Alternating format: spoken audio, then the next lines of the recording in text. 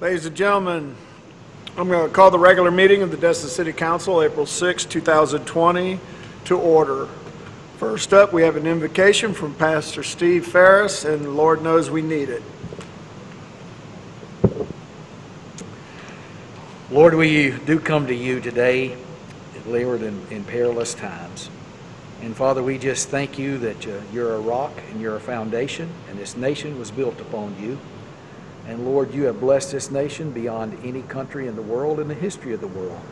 And Lord, we understand that if you be for us, then who can be against us? And this takes you by no surprise. So, Lord, we come thanking you that you are our anchor and our shield in this time of trouble, in this time of storm. And Lord, that we just ask you to continue to put a hedge of protection around all these leaders.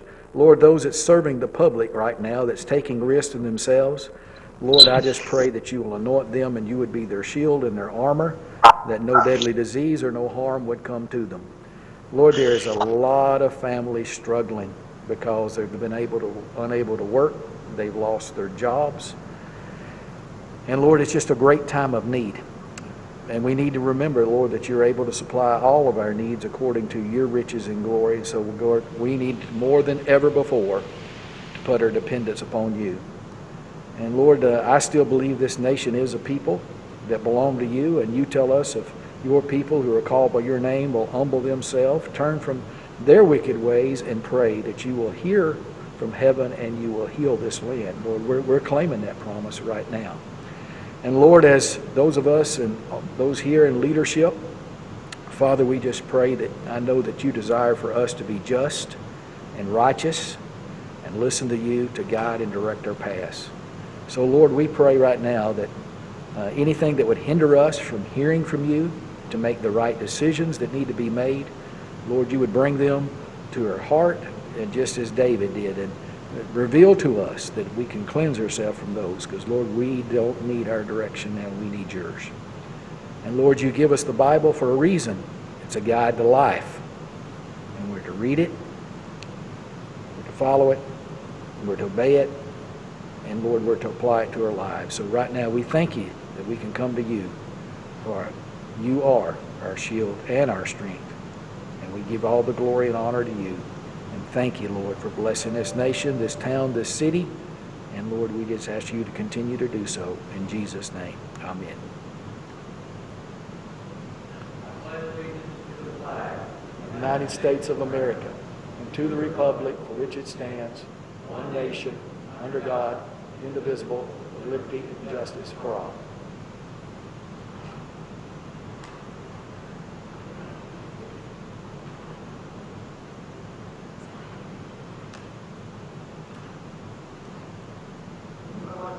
I'd like to thank everyone that's watching this online. For those of you that don't know it, our two other council members are in attendance. Mr. Steve Menschel is using webinar, and Councilman Skip Overdeer.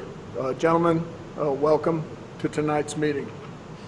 And I'll try to always remember you're here and always pause to give you an opportunity to speak on any of these issues. First up, we have agenda approval.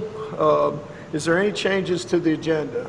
Mayor, I would like to add something around where my time comes around involving the city staff and a possible day off.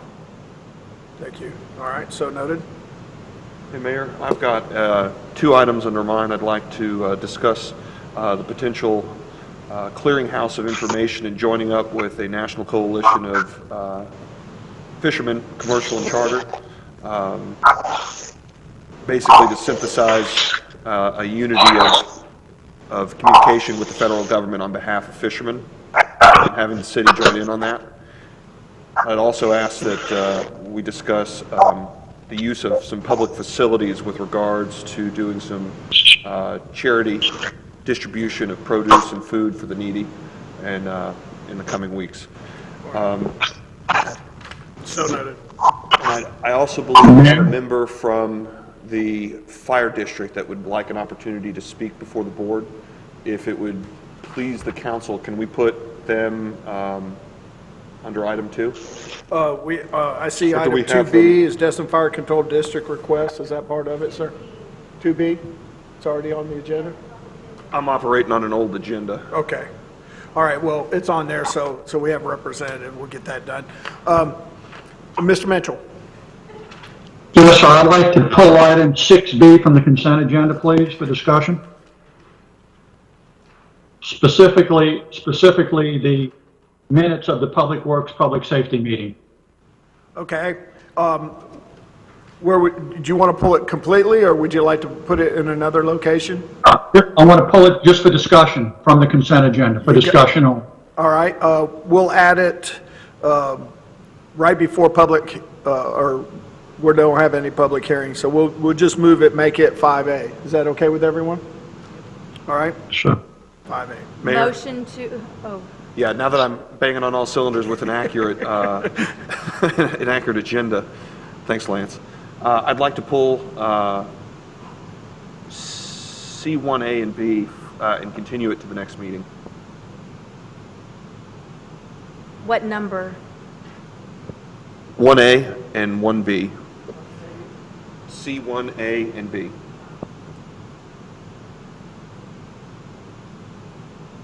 Motion to approve revised amended agenda?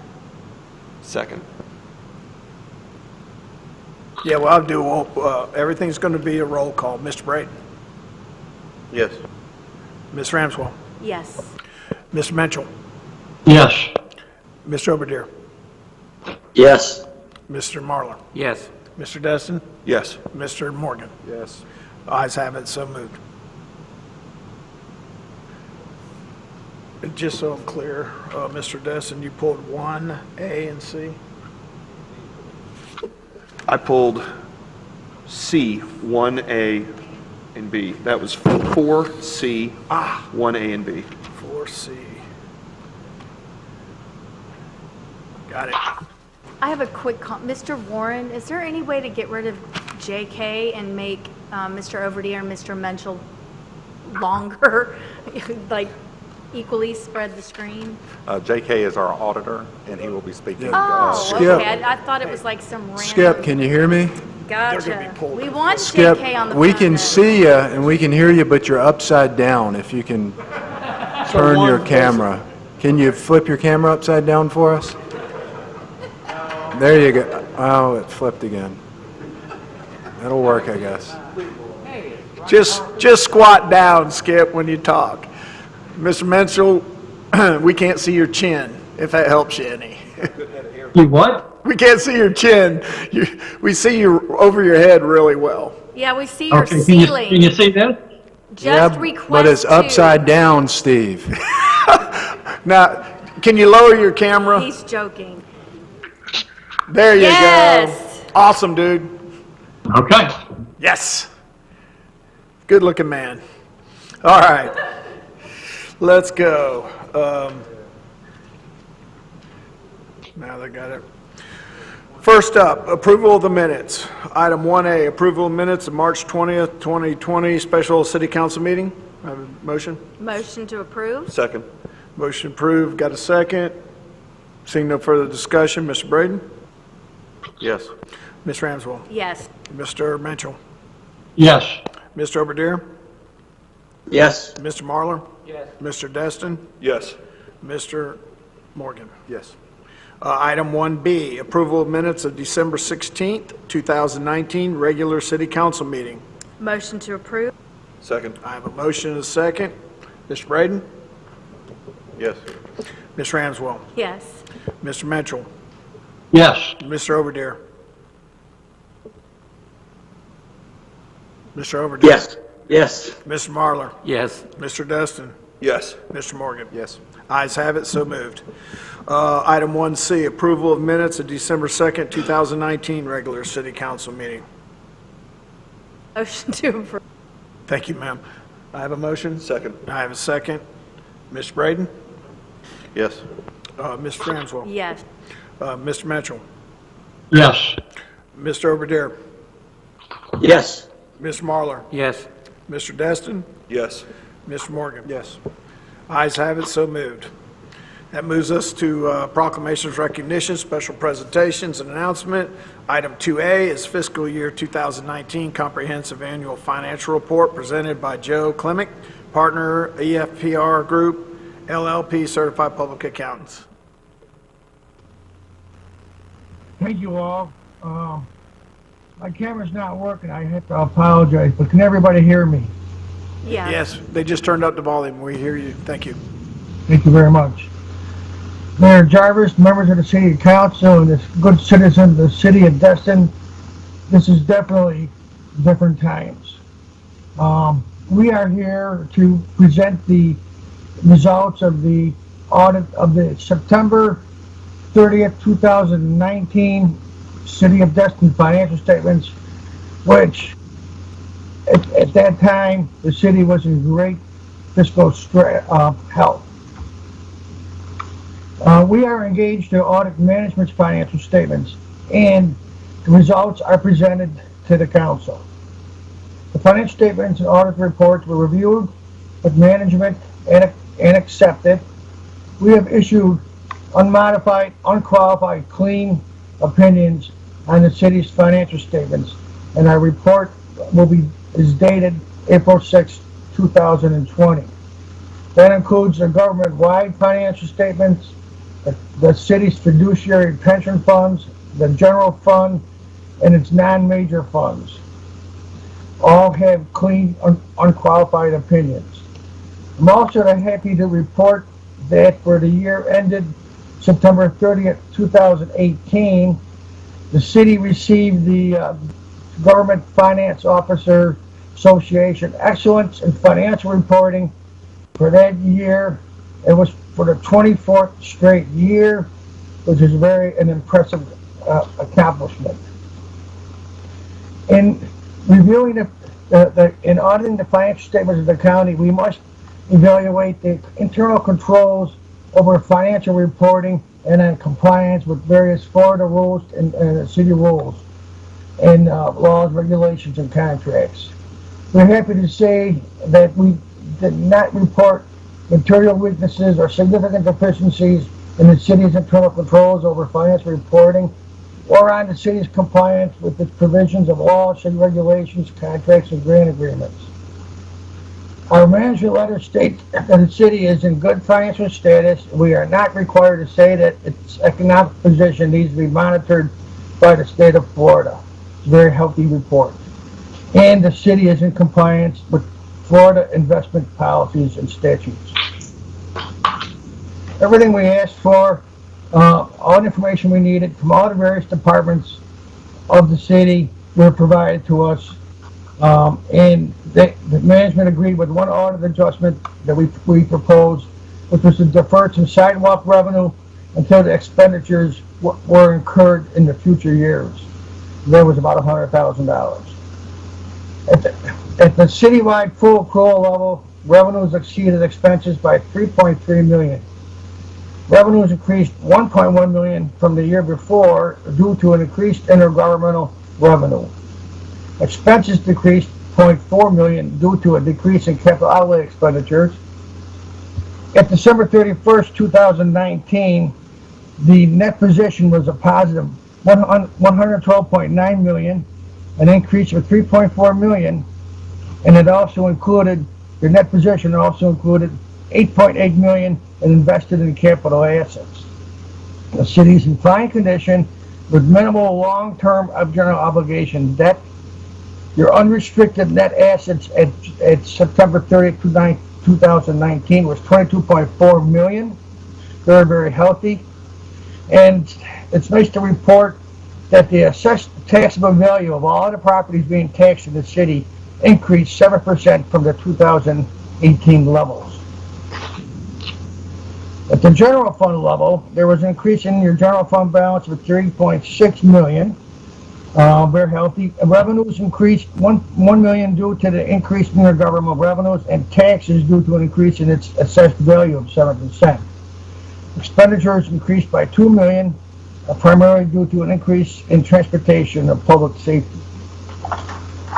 At the end of the year, the general fund had a total fund balance of $26,416,000, an increase of $3.6 million from the prior year. Your unassigned fund balance of $10,040,000 increased $3.1 million over the previous year. Again, very, very healthy financial position. The restricted fund balance, basically on the city's policies over interest fees, has $2.5 million, $2.6 million in fund balance. It had an increase of $103,000 from the previous year.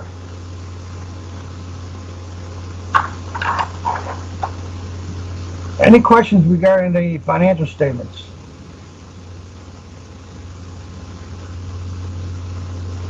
I don't see any here at the council. I have some, Mayor. Go ahead. Mr. Mitchell has a question, sir. Sure. Okay.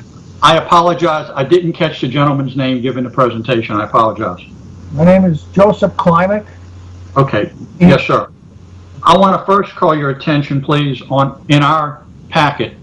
Okay. There's a EFPR Group Certified Public Accountant, and it's titled City of Destin Board Summary, September 30th, 2019. Okay. And it's a fairly boilerplate thing. Obviously, the numbers change at the bottom, but over the years, the same thing. In reference to bullet number 3, no material weaknesses or significant deficiencies were noted in the city's internal controls over financial reporting or in the city's compliance with certain powers, provisions of law, regulations, contracts, and whatnot. Are you familiar with the discrepancies we identified in the contracts, in some of our continuing service contracts? No, I was not aware of those. Okay, we have identified some, and that's a work in progress. Secondly, in regards to the Government Financial Officers Association, and I'll repeat the word association, the Certificate of Achievement for Excellence in Financial Reporting Award the City of Destin received, please note the following. First of all, for any city to receive the award, all they have to do is submit an application along with a fee. And in this case, it's due to the size of our city. That fee is $460. And complete a comprehensive annual financial report, CAFR, which we contract with your organization to do, to obtain the Certificate of Excellence from the GFO Association. The GFO Association website states in part, quote, the GFO established a Certificate of Excellence in Financial Reporting in 1945 to encourage and assist state and local governments to go beyond the minimum requirements of generally accepted accounting principles and to prepare a CAFR, which we do. Last December, when the letter from the GFO Association and press release was received, I spoke with the city manager regarding this and discussed this with him. And at the present time, with the limited information that we already have identified regarding discrepancies of payments and of contracts and other issues within the previous finance director's office, this award is not worth the paper it's written on, and we should think twice about spiking the football. I, for one, do not think we should have included this pay-to-play award in any financial report and simply put, this is a waste of taxpayer money, and this is no more than a pat yourself on the back, smoke and mirror, waste of taxpayer money. With that said, in speaking to this association, you put in your money and you get a certificate. And what this association does is all you have to do is pay your money and bring your CAFR. Okay, so it's a pay-to-play thing, and I don't think, based on what we're going right now, this should have been included in this report. And I'm going to have a substitute motion when it comes time. But that's my thoughts on this report. It's disingenuous, and it's not worth the paper it's written on. Just to respond to that, the GFOA has a 145-page checklist which they go through each and every year to make sure that the city is in compliance with its generally accepted accounting principles reporting. And that's what they give you the certificate on. Whether the generally accepted accounting principles, which is promulgated by the Government Accounting Standards Board, that the principles that they have set for terms of standard reporting at the government on a government sector That's what they look at. So that's what they look at. That's what they apprise it on their financial reporting. And in accordance with the GASB rules of accounting disclosures and measurement. Well, again, I'm not going to take a lot of time and go back and forth on this, but all I can respond to that is, sir, their own website says the goal of the program is not to assess the financial health of the participating government. They clearly state that. So again, we could debate that, we can agree to disagree. I just say, in talking to these people in Chicago, you put up your money and you send in a CAFA report and you get a certificate of excellence. It's that simple.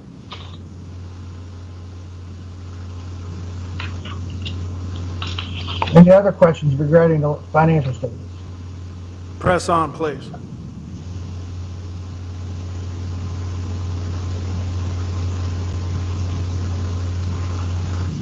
All right. Is that our report? Is that the conclusion? Yes. Yes. Joseph, are you still there? Yes. Is that the conclusion of your report? Yes. Our opinions are what they stated that, and we did not note material weaknesses in internal control over financial reporting. Joe, Ms. Ramswell has one question for you. Go ahead, ma'am. I know in some of the past reports that we have received, there has been a list of recommendations. I didn't see that here. Do y'all not look for recommendations or include that in your report, or did you just not have any? Well, we had recommendations in the past for several years. One was a fund balance policy, and all the recommendations we've had in the past have been addressed, provided city management, and we have reported that in our financial statements. We didn't have any recommendations, recommendations to report for the year ending September 30th, 2019. Great, thank you. You're welcome. All right, well, that concludes that report. Was any other further comments from the council? We'll move on to our next presentation. Mayor, Go ahead, sir. there's a recommended motion with that I'd like to address. I have it. Go ahead. We'll entertain a motion. Yeah, well, I want to modify the motion. I'll see if I get a second. Number one, according to the recommended motion, I move that the council accept fiscal year 2019 audit. And based on the information I provided, I'd like to also add that without council approval, the city should not submit any further applications to the Government Finance Office Association for the Certificate of Achievement Excellence in Financial Reporting Award without council approval. I've got a motion. Is there a second? Second. I have a second. Any further discussion? Go ahead. Thanks, Mayor. You know, Steve may be right. It might be pay to play, but the auditor is saying that it isn't. I'm not going to say no until I can do a little bit more research, so I'm not going to support the motion at the moment. Any other comments? Mr. Mitchell, Mr. Overdeer? Seeing none? I'm good. You good? All right. I'm going to go ahead and take a roll call vote with the motion as presented.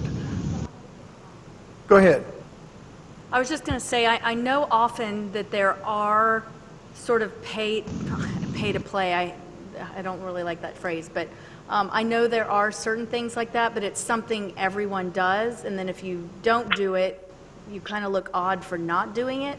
So while I'm not really in favor of just almost like, you know, the diploma mill, let's just pay, you know, $1,000 and I'll get a diploma, I'm not in favor of that type of thing, but in this case, it might be something different. So though I agree with Mr. Minshall's comments and concerns, at this point, I wouldn't say let's not do it until, like Mr. Destin said, we can look into it a little more, because it may be something that's almost like an accepted thing that people expect to see, if that makes sense. May I have one other comment? Go ahead, sir. Are you done, Ms. Ramswell? Go ahead, Steve. I apologize. The key on here is I didn't say not to do it. I said not to do it again without council approval. when it comes time to do this, we'll be in a position to say yay or nay. So noted. Any further comment?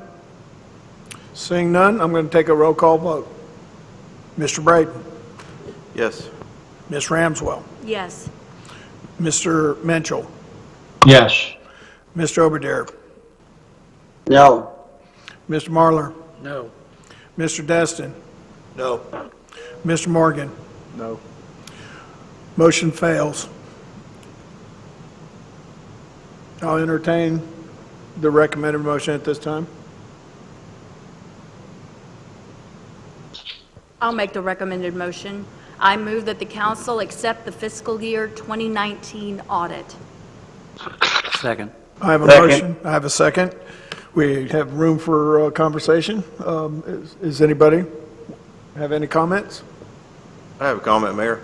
The reason I supported the last motion because I think that it's just, I guess you could call it false advertisement, because we've got a lot of issues. And for that reason, I won't support this motion. Any other? Skip? Mr. Mayor? Go Mr. ahead. Mayor? Yes, sir. Mr. Overton. Yeah, I think what Parker said bears some kind of further discussion on our part to find out really that, like the auditor said, if this really is a valued tool and it's valued across the industry, and if we can find that we can substantiate that, we would have improved this then the next year anyway. So let's find out the facts about this, and then later on, I mean, next year when it comes time to do this, we can always come back to this and revisit it and say that we don't want to spend the money if it really isn't, as Mr. Menchel has said, if it really isn't worth the paper it's written on, we certainly don't want to spend money on it. But if we find out that this is a valuable tool and it just substantiates what we're doing, what the finance folks are doing right, then maybe we want to do it. Yeah, I believe Mr. Clemick mentioned that there's a checklist that his organization uses when evaluating this. I think it was 149 different items on that checklist. So I think there's some merit probably both ways. So I just wanted to remind everyone about what Mr. Clemick said about it's not pay or play. There's actually work that is done in that process to get that certification. All right, seeing no further comments, let's go ahead and take a roll call vote. Mr. Braden. No. Ms. Ramswell. Yes. Mr. Mitchell.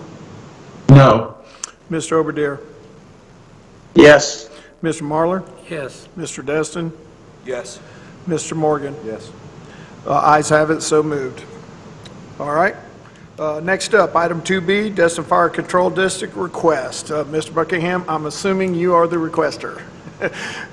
For the public record, just it's on, I think. Oh, it's supposed to stay. Just leave it on when you leave, by the way.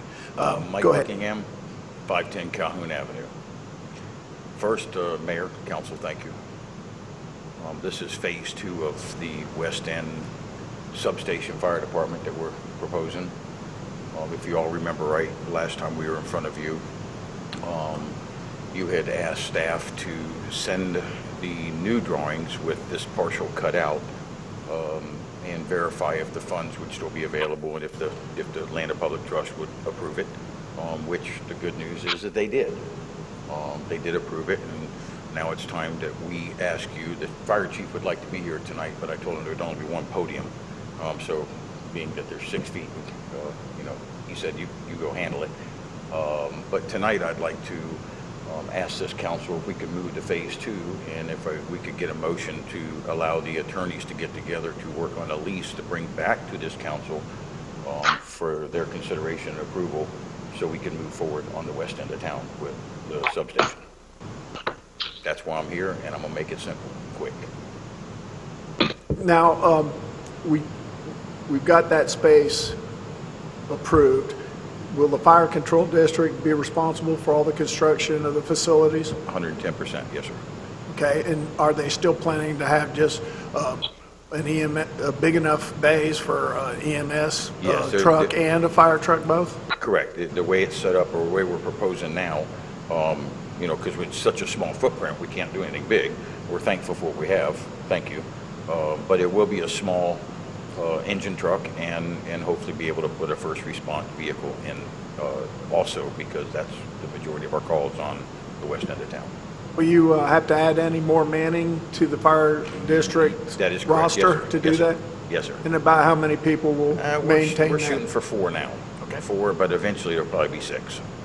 All right, thank you. Is there any other questions? Go ahead, Ms. Ramswell. Mr. Mayor, Yes, hold on one second. Go ahead, Ms. Ramswell. Thank you, Mayor. Just a couple questions for you. About what size will it be compared to Crystal Beach or Airport? Oh, it'll be probably 25%, maybe 30% of Crystal Beach. Crystal Beach is big. And it'll be less than half of the one on Airport Road, the main Station 9. Will there be sleeping quarters as well? Yes, or- ma'am. Okay, Yeah, so and- just almost like a quarter of, Correct. What one of them It will be is? 2 stories. okay. Sleeping quarters will be up top. We're kind of sort of excited about this station because it's officially going to get a pole. They're going to have a fire pole in it because of the size of the building is small. They'll have a staircase to go up and down, but it'll also have a fire pole. So, that's where hopefully we'll be taking the kids to, see the station and get to see a fire truck and look at the pole. Awesome. I might have to sign up again. Thank you. Yeah. So I wanted to go back and I looked through some of the minutes from y'all's fire control meetings, and I noticed in some of them that as far back as September, y'all were planning and talking about executing a lease. And in a couple places, it talks about executing a lease with the Okaloosa County attorney. That probably hadn't, that must be a mistake because that has never happened. It would be obvious between the city's attorney, I would think the land use attorney, I would think, and then our attorney with the fire district. That's what I Right. figured, but I Right. just And it wanted has to nothing to do with the clarify, county. and it may have just been a misstatement, but Yes, ma'am. you might want to check on your minutes. I will. Thank you. Thank you. Thank you. I heard, Ms. Menchel, did you want to say something? no, I think it was me. Oh, okay, Mr. Mayor. Overdeer. Yeah, Mike, is this going to involve you having a fireboat down there as well and have that tied up somewhere down there on a dock or something, or how's that going to work? Yes, sir, that's going to be phase 3, and that's going to be later down the road. We have talked about putting a boat there, and I think what we're going to attempt to do, or try to do, is get with staff and public recs, the committee, and make sure that we put, or ask to have a place to put the boat at their discretion. Get them involved in this because, obvious it's their parks, and we want to work with everybody. So that would be, later. But yes, we do plan on putting a boat there at some time, if you allow us. All right. Is that good, Mr. Overdeer? All right. I'll make the motion. Yes, that's ahead. good. Go ahead. I think Steve. Go ahead, Mr. Menchel.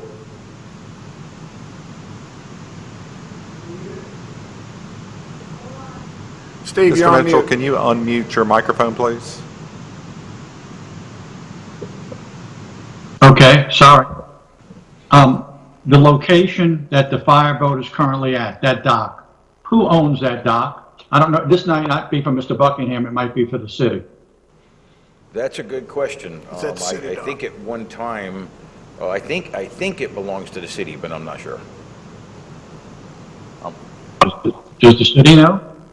Are you referring to the slip at the future site of Captain Royal Melvin Heritage Park?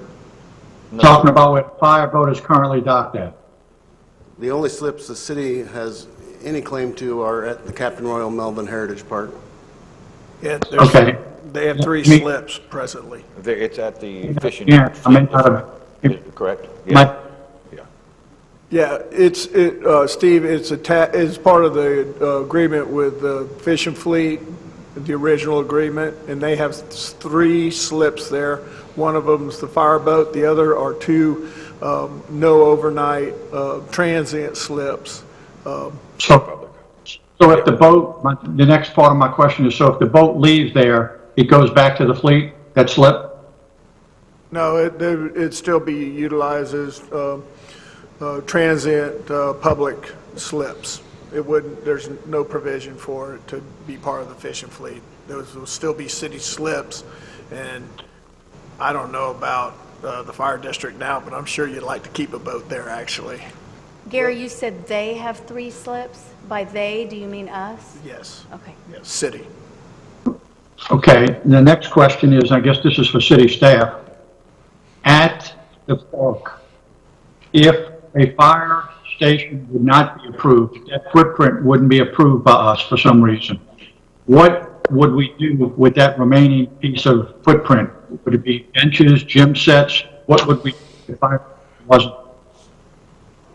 The original concept drawing for that southeast corner of the park was additional parking for the facility.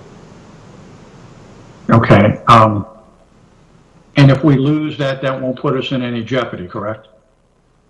That's correct. Okay. All my other questions were answered. Thank you, sir. Thank you, Mr. Mitchell.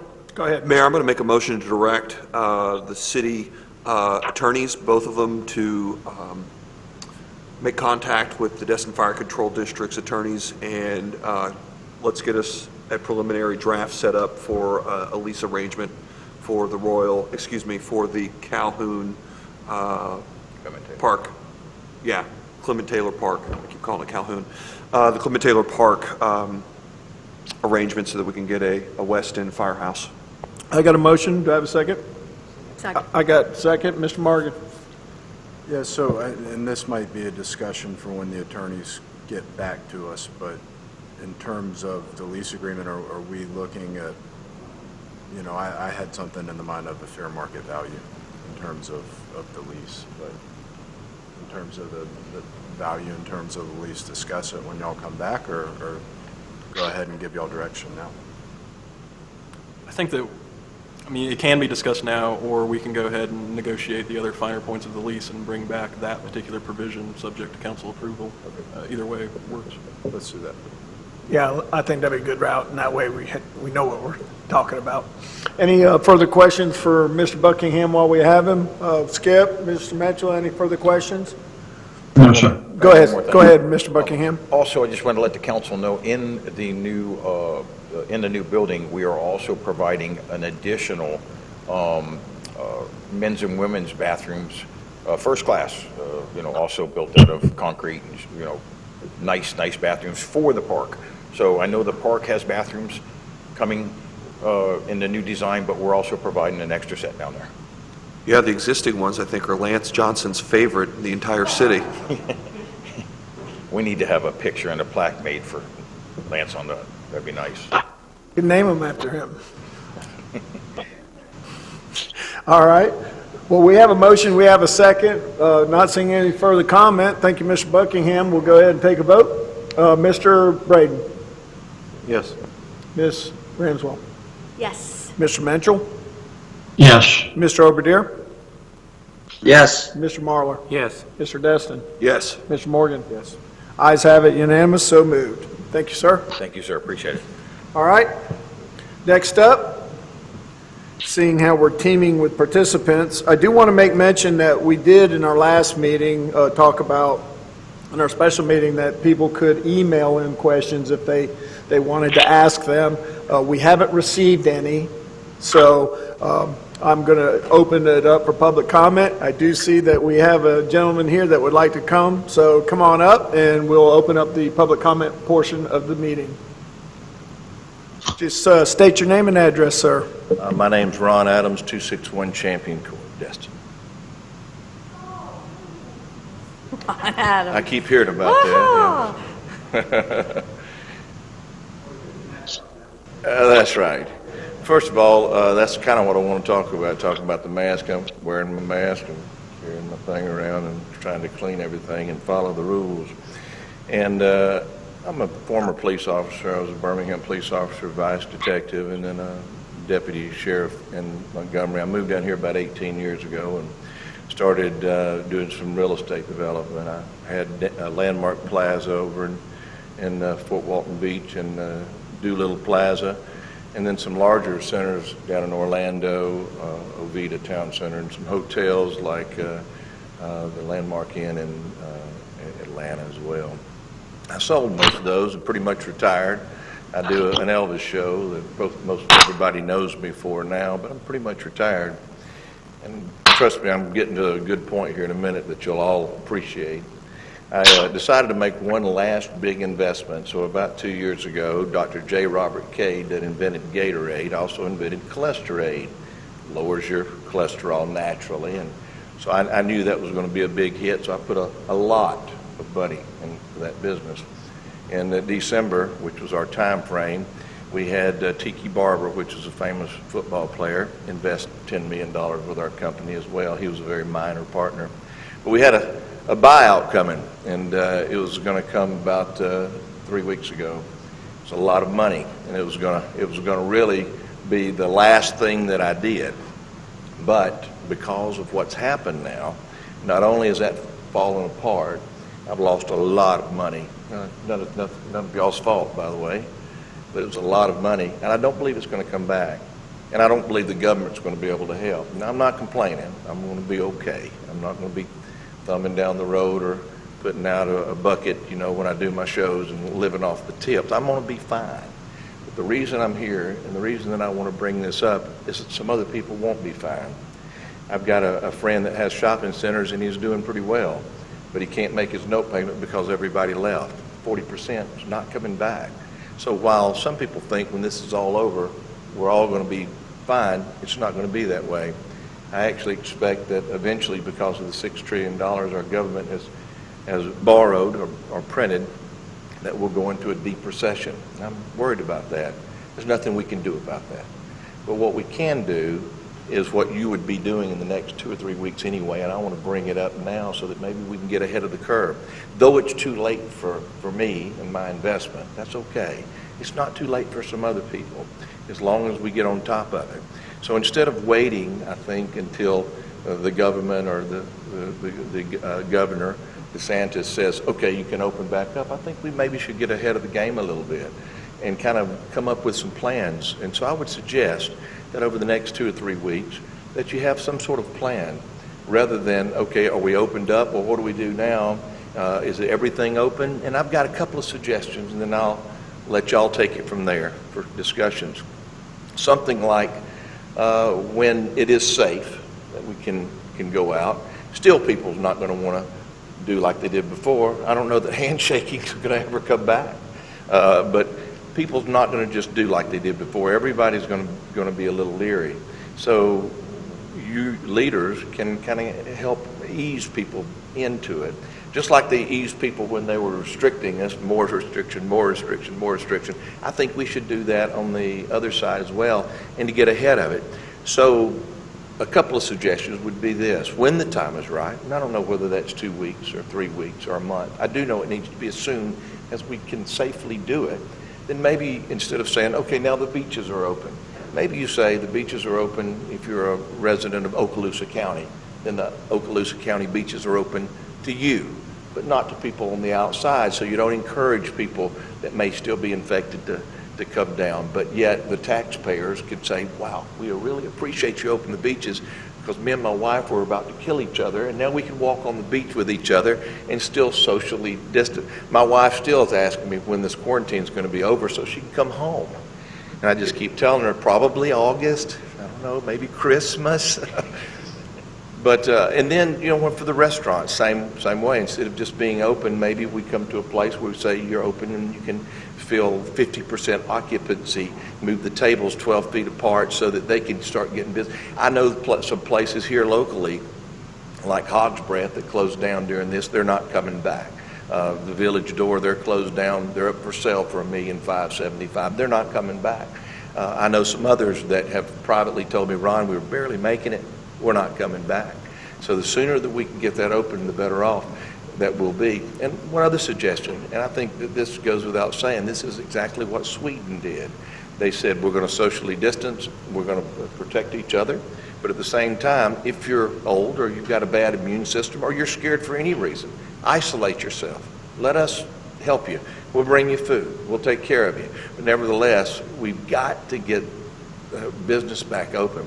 And if we don't, there's going to be a lot of people that go under and they're never, ever coming back. Thank you. Appreciate it very much. All right. And I think that is the only guy or the only person we have in the room for public comment. And so I'll close public comment at this portion. Those were some thoughtful comments. I appreciate them, sir. We have, next up will be item 4A. And so, Lance, take it away. I'll take this one, Mayor. We have before council item 4A. This is resolution 20-07. It ratifies extension number 2 of the declaration of the state of emergency. If you recall, at the special meeting, what council did is they ratified the state of emergency and the first extension. And then at that meeting, we decided that we would bring future extensions back to council for ratification. And to do that, we need a resolution. Also at that special meeting, Lance and I discussed possibly, and with council's approval, bringing just the extensions to the city council in advance and getting sort of pre-approval to execute those documents if the council allows Lance to do so. We're unclear whether, in addition to that, you also wanted resolutions brought back every time. So we went ahead and did the resolution for extension number 2. However, on the consent agenda here, we have extensions number 3 and 4, and they would allow Lance to execute them if he determines at the time, the due date of their execution, that there is still an emergency in place. I believe that really we're doing two things that are the same, and we don't need to do both of these. We could probably do one or the other. I think it would be easier if we just got pre-approval, so that way we didn't have to bring back a resolution to every council meeting. So in order to do that, the resolution 20-07 would need to be amended slightly, specifically in section 3. Section 3, right now it states future extensions of the declaration of state of emergency shall be subject to ratification and affirmation of the city council. I'd propose that if you would rather just have Lance get pre-approval from y'all and not also ratify them, which does effectively the same thing legally, you change that subject to ratification and affirmation of the city council language to shall be subject to pre-approval of the city council. Yes. Yeah. When the city council ratifies the emergency declaration the first time, and I think sometimes we probably would set a date, how long that declaration would be, or till time pending. It seems to me that it should just, the continuances should just automatically roll over until the city council says that declaration is over. So we have a start date and a end date whenever that happens. So, I think language put in there, if the city council ratifies that declaration, that declaration continues, Lance will have to, because of Florida statute, he'll have to redo it, sign it off for the next week and the week after that. But I think that once the city council ratifies that emergency declaration, that we ought to just let it run concurrently with him renewing it to follow the statutes until the city council comes back and says the emergency's over with and we're going to end it, and they ratify that. That might be fine. Really, the law is unclear on this because we've never had a situation like COVID-19 before. However, Resolution 20-06, the one preceding this, also has a procedures for future ratification, and it requires that ratification be brought to council by resolution. So in order to change that provision, we would need this resolution to specifically say it's not subject to ratification and affirmation after the fact, it's subject to pre-approval from the council. What's the easiest way? The easiest way would be for us to just get pre-approval. That way I don't have to draft a resolution every single council meeting. Yep. Does that sound good to everyone? I can make the motion if we're at that point. I move to approve Resolution 20-07 and direct the mayor to execute Resolution 2007 with the Section 3 amendment noting pre-approval by council. Okay. Second. Got a motion, got a second. Any comments? Seeing none, I'll go ahead and take a roll call vote. Mr. Braden? Yes. Ms. Ramswell? Yes. Mr. Menchel? I think he said yes. You're on muted. Yes. Okay, got it. That's Yeah. affirmative. Yes. Mr. Overdeer? Yes. Mr. Marlar? Yes. Mr. Destin? Yes. Mr. Morgan? Yes. Vote is unanimous, so moved. Lance? Thank you, Mr. Mayor.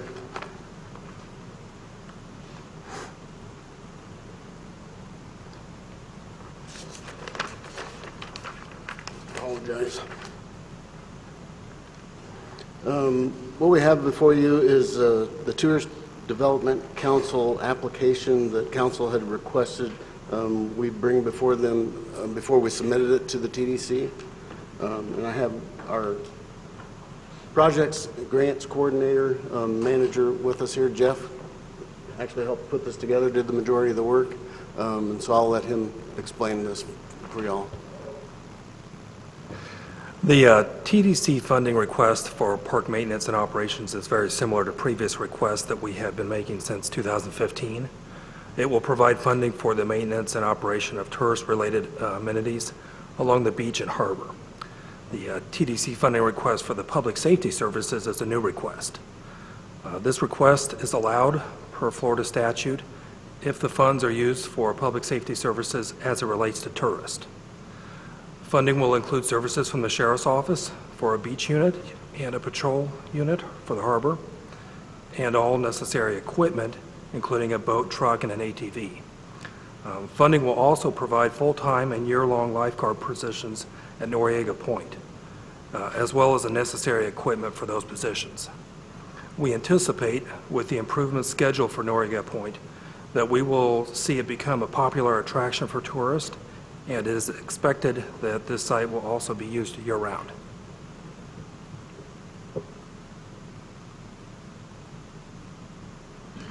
One question I have, and I don't know if you've had that discussion with the TDD, is I think they're running somewhere around 38% shortfall on their, in fact, Mr. Destin's nodding his head. I know he sits on that panel. Mr. Destin, would you kind of clue us in on where we will be at if these shortfalls in bed taxes continue through the rest of 2020?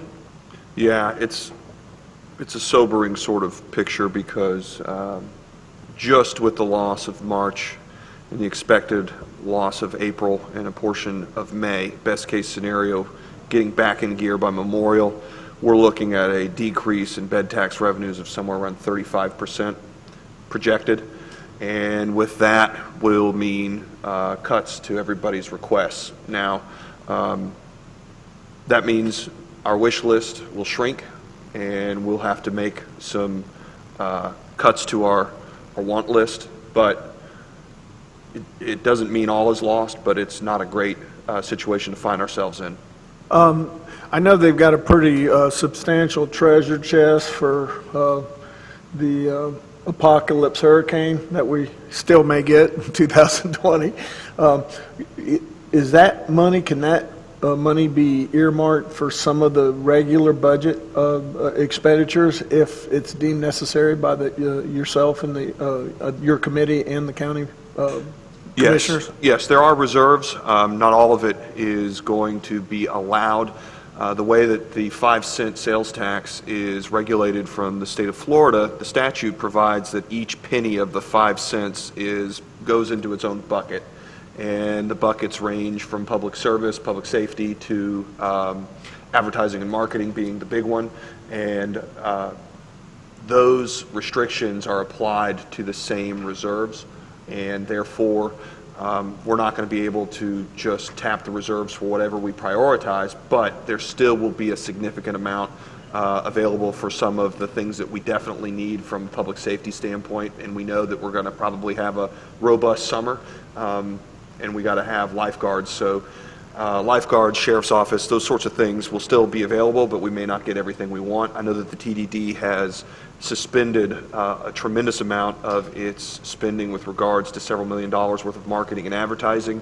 We're not going to have as big of a footprint in advertising and in that market this year. However, the one good thing we've got going for Destin, Fort Walton Beach, Mary Esther is that our tourists know that we're here. People have known that Destin is a place to come visit for decades, for generations, and that will continue to be the case. So we will tighten the belt, and yeah, we're not going to get everything we want this year, but that's going to be okay. There'll still be some available, and we're going to work through this together. Thank you, and I'm sure that you'll get back with us as that trickles down through the next couple of weeks. Appreciate it, Mr. Destin. Ms. Ramswell. Thanks. Thank you very much for pulling this together. I know several entities were involved, or I shouldn't say entities, but several folks in the staff have been involved. All of us have been really hoping and pushing towards a bigger ask and hopefully a bigger receipt for years. So thank you for putting this together. I think it's a very, honestly, almost a nominal ask for what I'd like to see and ask for, but this is a tremendous start. It covers some of the necessities that we really need, and I appreciate it. I will say that the new request part of it is for that 10% for first responder, which they have not funded before, to my knowledge, because they hadn't acknowledged that was available until recently. So maybe that is something that won't be subject to a cut because it hadn't been funded before and the money is essentially there. But that could be Preble dreaming, but with that said, these are very necessary expenditures, and I'm thrilled to death to see this moving forward, and thank you for all your work on it, everyone on staff. Thank you, Ms. Ramswell. Skip, Mr. Mitchell, you have the, yep. Go ahead, Mr. Mitchell. Oh. Unmute.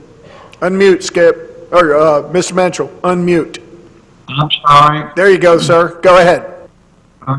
Thank you. First of all, I want to echo Dr. Ramswell's thing. She obviously started championing this extra 10% years back with Mr. Gates, and then I kind of picked it up the last year, kind of saying we got to do it, we got to do it. Granted, we weren't expecting a pandemic, but I just want to say thanks to city staff for this. And, well, maybe we will get cut back, but at least we have an ask out there, and it's better than what we've done in the past. So, again, a big thank you to staff on this. Thank you, sir. Skip, anything to add? Okay, thank you. All right. Mayor, I'm going to go ahead and put the recommended motion to request that we approve the submission to the Tourist Development Department, the operational and capital funding request, and we're going to send them to the Okaloosa County Tourist Development Council. Second. I got a motion, I got a second. Any further discussion? Y'all will be Go ahead. emailing these or mailing them, hand delivering them, because I know that the 10th is quick.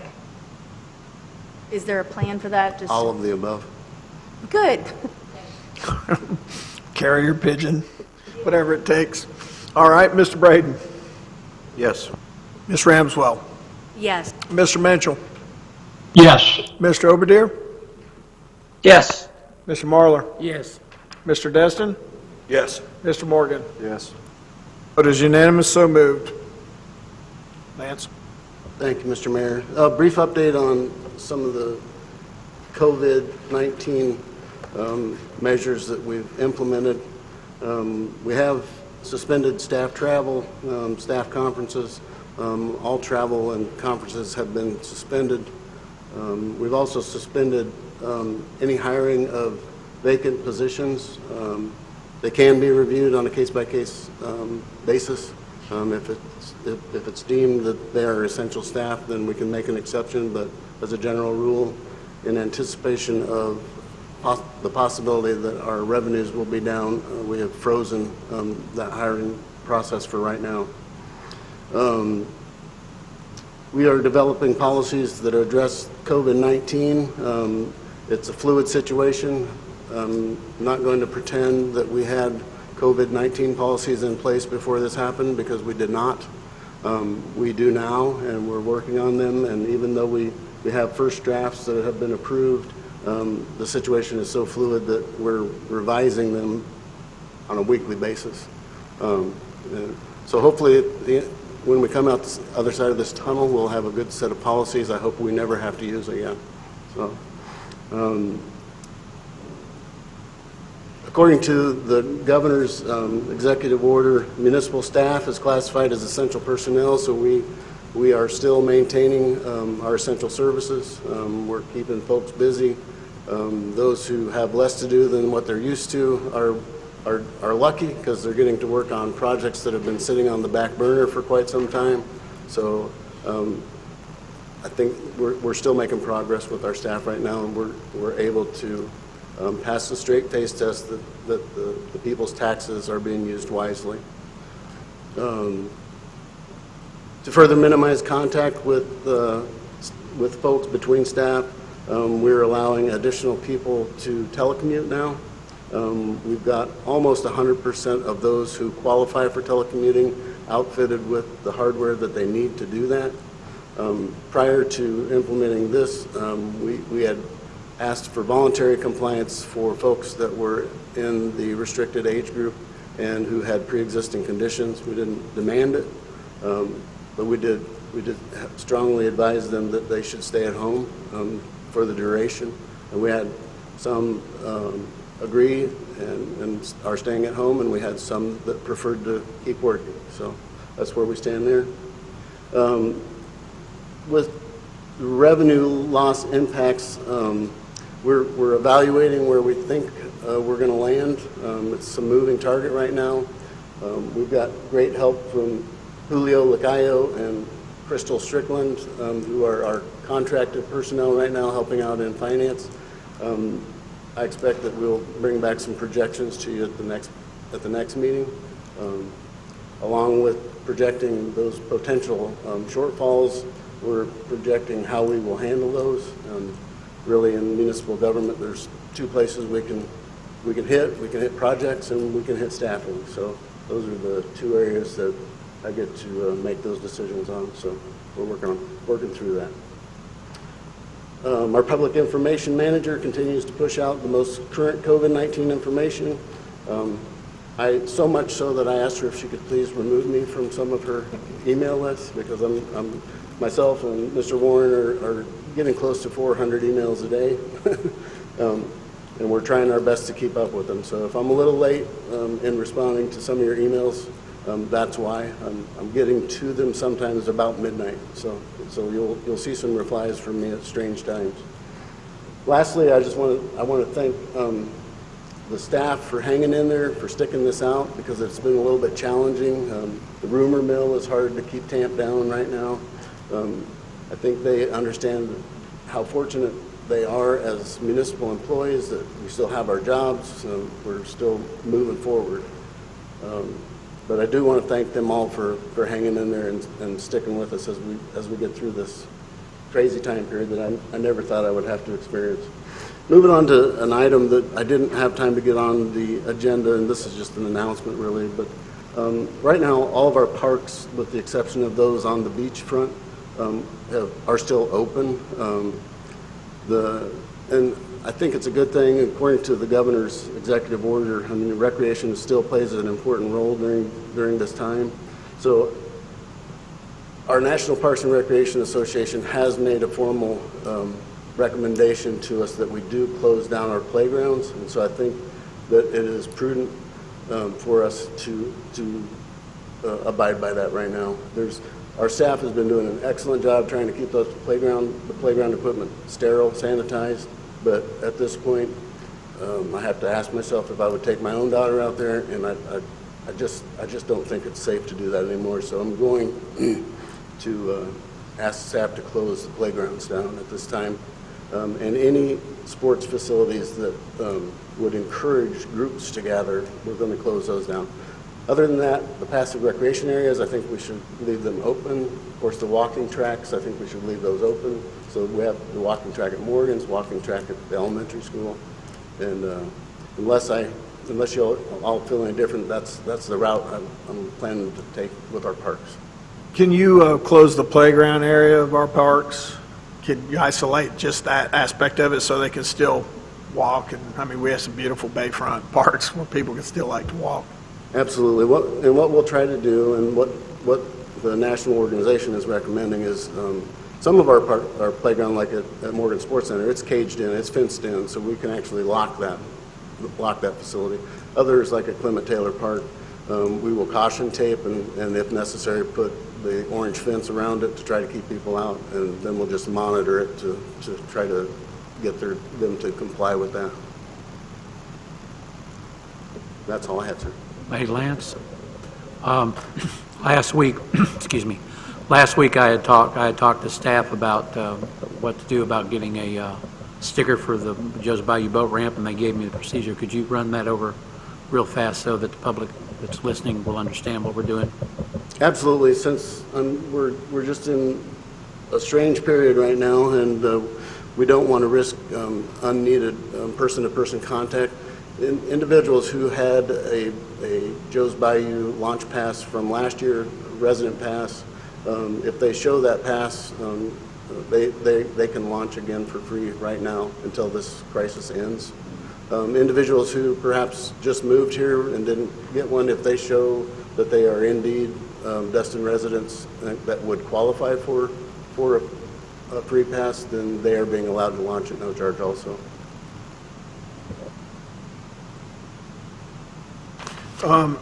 You also had revenue loss impacts on projects in our citywide. Would you like to just kind of expound on that just a touch?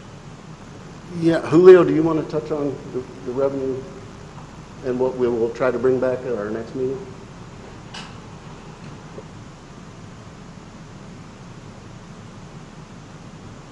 This is Julio Lacayo. He's our interim finance director for the city of Destin. Hello, everyone. Thank you for this opportunity. What was your name again? Julio what? Julio Lacayo. Great, thank you. You're welcome.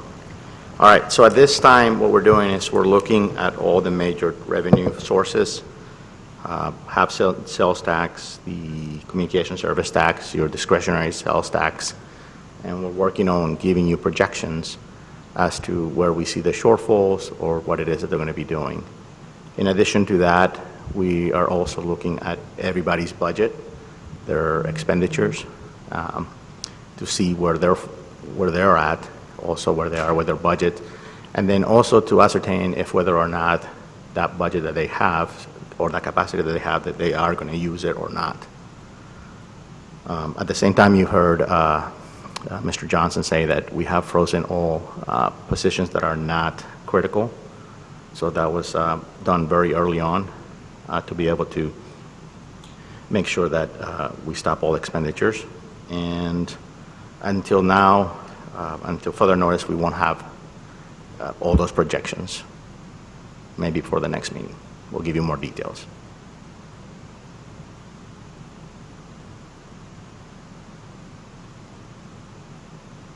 That's all I have, sir. Thank you. All right. We don't have any public hearings tonight. 6B was pulled from the consent agenda for discussion. Let's go ahead and pass the consent agenda, and then we'll take up 6B, if that's pleasure of the council. I'll make a motion that we accept A and C. Okay, I have a motion. Second. I have a second. Is there any discussion? Seeing none, Mr. Braden. Yes. Ms. Ramswell? Yes. Mr. Mitchell?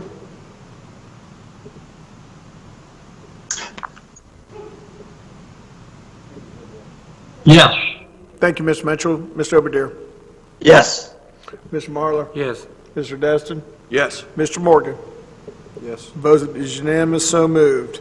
Item 6B has been pulled for discussion, draft minutes of standing boards and committees. Mr. Braden, you were the one that pulled that? Am I correct? Who pulled that? Oh, Mr. Mitchell did. Mr. Mitchell, we'll let you take the lead on this. Okay, thank you, Mayor. Am I coming through? Yes, loud and clear, sir. Okay. Last year, in particular, what I'm referring to in those draft minutes for the Public Works, Public Safety Committee meeting on March 10th, 2020. Last year, if you recall, I had asked the staff to find out about road striping equipment, how much it would cost to purchase or rent road striping equipment, and we got that information. And obviously, it was pretty costly. And obviously, we're not in a position to pay for that. But refer back to these minutes. The minutes specifically say that the public, Mr. Burgess stated that he informed the members of the city does not have a contract with the provider for road paint like they do for thermoplastic. That's news to me, and I just wanted to discuss that obviously we just got finished talking about money and how things are going to be tight. But I think for consideration, we ought to look into getting some type of contract with a paint vendor as well. Just something to talk about moving forward. Do you want to present that in a motion form, Mr. Menschel, and then we'll have discussion after that, or do you just want to kind of direct our Just kind of staff? consensus. Again, this is not something we have to do right now, but just reviewing the minutes. It just was news to me. I didn't know that we did not have a paint contractor, and it was just something for consideration moving forward. I don't think it needs a motion, just something for the city manager and staff to consider moving forward. Can I get a head nod out of the city manager and the deputy city manager? You guys will be on it? Okay. Thank you. Okay, thank you, Mr. Mitchell. All right, so do we want to entertain a motion for item B, 6B? I'll make that motion, Mayor. So moved. Okay, you got a motion, got a second? Yeah. Ms. Braden? Yes.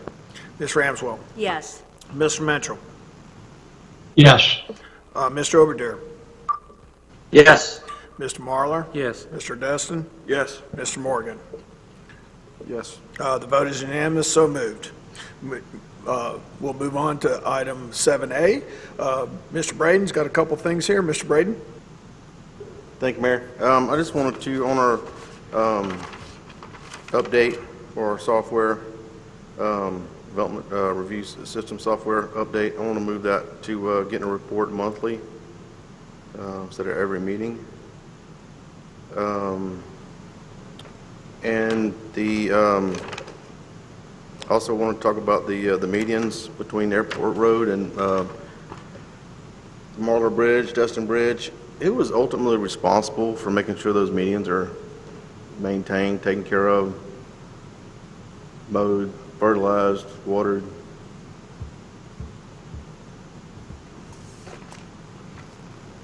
At this time, the contractor for FDOT is in charge of maintenance of those medians. Who with the city is responsible for those meetings? I'm sorry, I misunderstood your question. That is our Public Services Department. Okay. I brought it to staff's attention several months ago that those medians are not going to be redone or tore up. FDOT is going to enhance what we have. There is one well in front of Goodwill that has been, I don't know, the pipe and the wire has been laying in the median for a year and a half that I know of. There's a magnolia, one of the magnolia trees in front of Harbor Docks was run over, and the stump has been there for about a year and a half. And I did send an email out last week to find out why staff has refused to not maintain those medians. And the reply is that C.W. Roberts has controlled those medians, and I guess we're supposed to. They're taking care of them. We're supposed to, and the city staff is not. Would that pretty much be a correct statement? That's my understanding, yes. Okay. All right. Well, I did a little further research. I reached out to C.W. Roberts, Chris, which he's involved with the project, and I received an email from him that this came from Brad, the project engineer. And my question was that when was the city ever told that they could not maintain their medians on 98? And the email that I got today. It says, as we have discussed, the city of Destin was informed in September of last year that mowing and litter pickup was part of the 3R contract, and that we would perform the activities for the life of the project. Our specifications state that we will maintain the turf vegetation within the project limits to a height of between 6 inches and 12 inches. So if the grass gets 12 inches tall, they're going to cut it down to 6 inches. And based on these specifications, we have not had to perform a mowing cycle, because grass hadn't got to 12 inches yet. Then he states, at no point was the city of Dustin told that they could not perform any additional maintenance. I'll read that to you again. At no point since they've started this 3R project, at any point, has the city of Dustin been told they could not perform any additional maintenance. If you have any other questions or concerns, please let me know. Now, does the city have anything in writing that says that we cannot go out there, staff can not set foot on the medians and take care of them, maintain them, cut the grass, water them, pick up trash?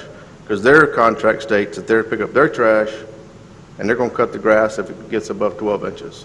So what does the city have in the last year and a half that says they're not responsible for those medians anymore? We're not going to take care of them. If you want me to use city resources to look for that information, I'll be happy to do that. What information are you going to look for? What you just requested. Let me jump in. I mean, if we have the authority and they're telling us to clean up the medians, then let's just get on a rubric to clean them up. I mean, I just want to know why the medians have been just abandoned for, and some of it's been abandoned for a year and a half. Why isn't staff been out there doing anything? I mean, it's clearly the man that's in charge of the project. He's a project engineer, says he has nothing that says that the city has never been told that they can't maintain their medians. So why have we been doing it? The only thing I can tell you is the information that I was given well over 2 years ago in anticipation of the 3R project was that our contractor needed to stand down and the DOT contractor would take over that responsibility.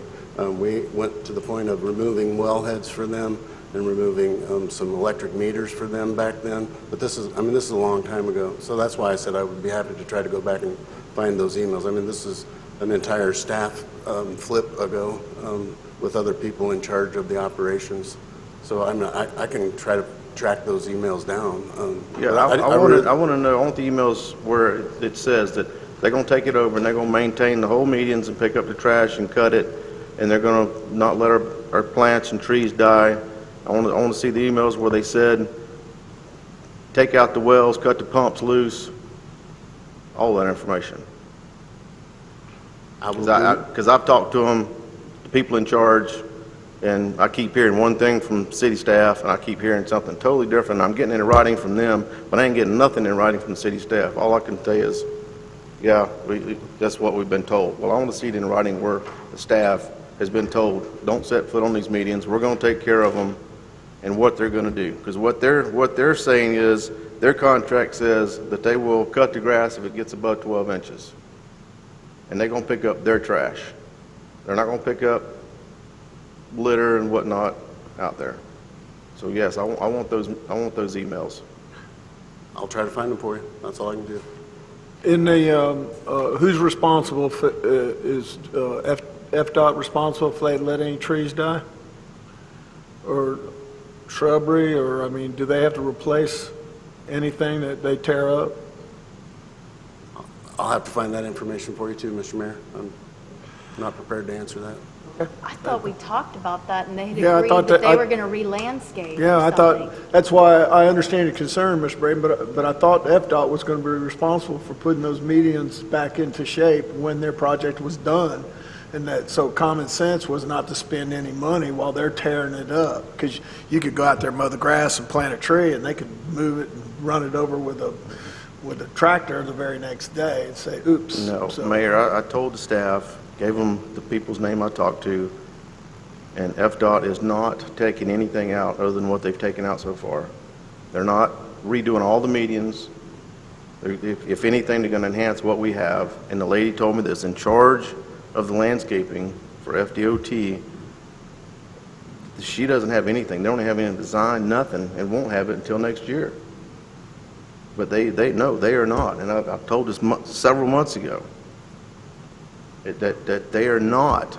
And she told me, no, you need to maintain what you have. You need to water your trees, and because we're not going to come in there and just tear it all out and give you a brand new Well, then let's, instead of wasting their time trying to dig up crap from 2 years. why Oh, don't hell we- no. Mayor. Why don't? No, Wait a No, second. I want the emails. I want to see Let me- where it's in writing. Let me finish. Why don't we just, as a council, y'all just make a mandate that we're going to maintain and take care of these medians? No, That's I not don't good care. enough? I don't care, they can do that. Isn't But that what you I want? No, I want exactly what I just asked for. I want where the staff has been told in writing not to maintain those medians out there. And in the That we cannot meantime- set foot out there for the last year and a half. But your whole purpose of this is because you're tired of looking at the medians not taken care of, I right? want to know why it hadn't been done. Well, I'll how- take care of them from this point forward. Well, let's do that. Let's do both. Let's make a mandate that we take them back, we take No, over I our don't, medians. no, I'm not confusing anybody. I want the Okay. emails and I want what I asked for.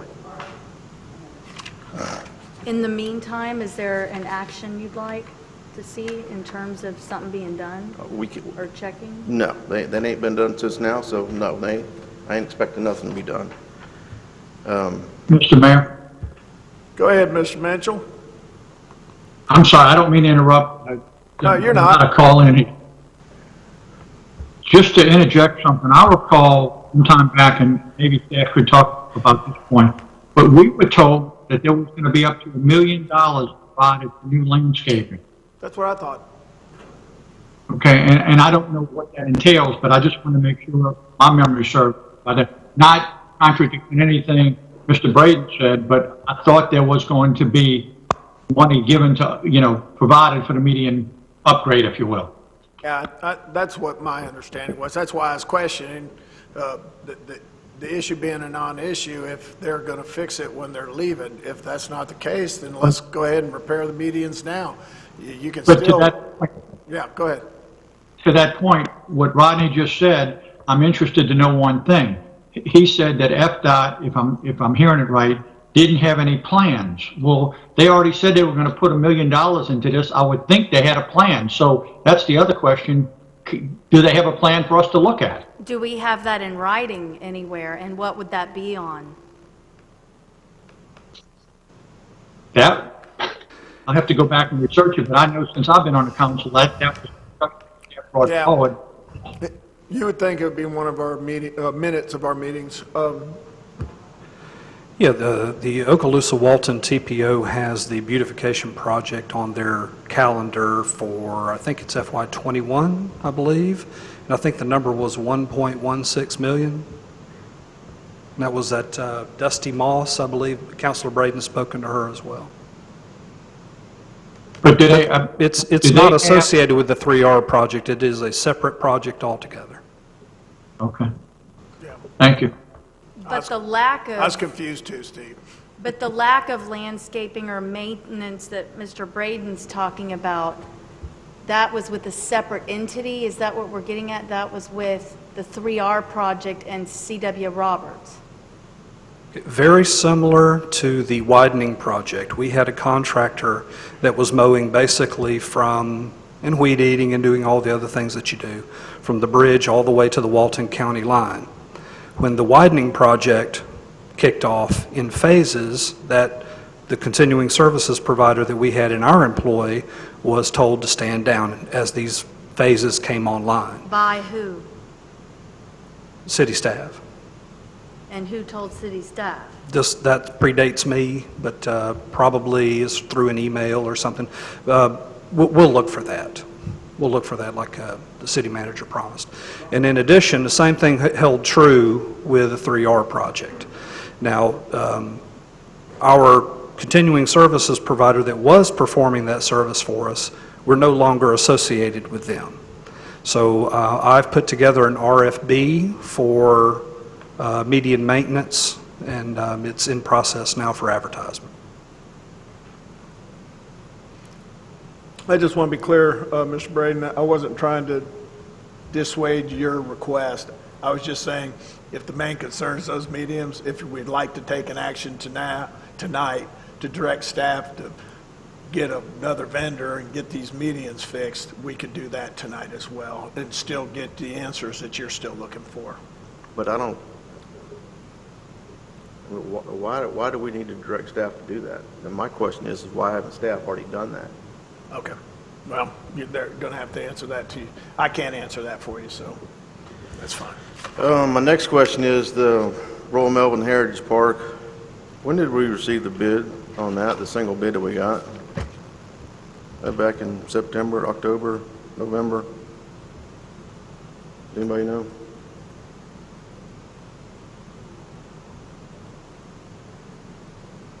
I don't know the exact date. It was last month, I believe. So we only received the bid last month? The Yeah, bid, for the the bid RF committee received a bid from Lord and Son last month? That's correct. Yeah, I think it was last month. I believe it was the last Thursday in February. It was the last Thursday in February, I believe. Thursday, February. I'll take Ray's word for it. He's got staff at those meetings. And what's been done since then? I need to ask council if they want me to answer these questions or not, because this item was on the agenda and then it was pulled off. So I'm not sure where I stand on this right now. I'm just asking an honest question. Yeah, it fell under 1A and B, correct? So you gave me. I'm fine with it, but I didn't pull the item, so. So are you saying? Look, I pulled the item because I think there's some legal questions on whether or not the item needs to be rebid, and that the attorneys need time to find some clarification. So I was going to give them the opportunity to work with Lance, find out exactly whether or not this process has to go through a rebid, and whether or not the legal conclusion that it should or should not, they need more time to flesh that out. That's what I was told, so trying to give everybody the opportunity to do that before we have a big discussion without all the information. Yeah, and we voted unanimously to pull those two items, so they'll be on our next agenda. Sorry, so I can't ask a simple question. No, What's been Rodney, you done? can ask any question you want, man. I mean, I'm not here to step on any toes. No, I mean, you just answered the question. I mean, for over a month, they've been trying to figure out whether or not we can proceed with the one bid, or do we have to have two bids? I just want to know I just want an update on it, of where we're Look, at. and I'm not going to step on anybody's ability to answer on their own behalf, but my understanding was, of course, the month of March has been insane, but there has been challenges to being able to make contact with the United States Treasury to find out exactly if the provisions within the CFR that controls the grant that we got would require two bidders versus one bidder, and there is ambiguity in that rule that I think our lawyers need to figure out along with staff, and also to make a circle back around with confirmation. But, I'm not thrilled with the slow process of this entire park. I mean, you and I were teeth mashing and waving our saber at staff and everybody else in the room, the county, everybody, in December before Christmas, saying we're going to build this park, and here we're now, first week of April, and now we're just fumbling and bumbling on whether or not we can award a bid. I'm just as mad as you are, but if it is the case that we can move forward without having to go through another bid process, I think that'd be great, but I think we need to give the attorneys the opportunity to take a look at it and then discuss it at the next meeting. Do our attorneys have anything they'd like to add to this conversation? You can say no, it's okay. I think what Councilmember Destin said was accurate, and there's been some staff changes at the U.S. Treasury and some conversations that occurred between the county and the Treasury that the city was not, at least the city's attorneys were not involved in, and so we're just going to gather that information and put it all in one place for you on the next agenda.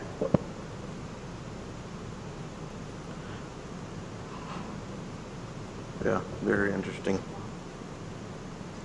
I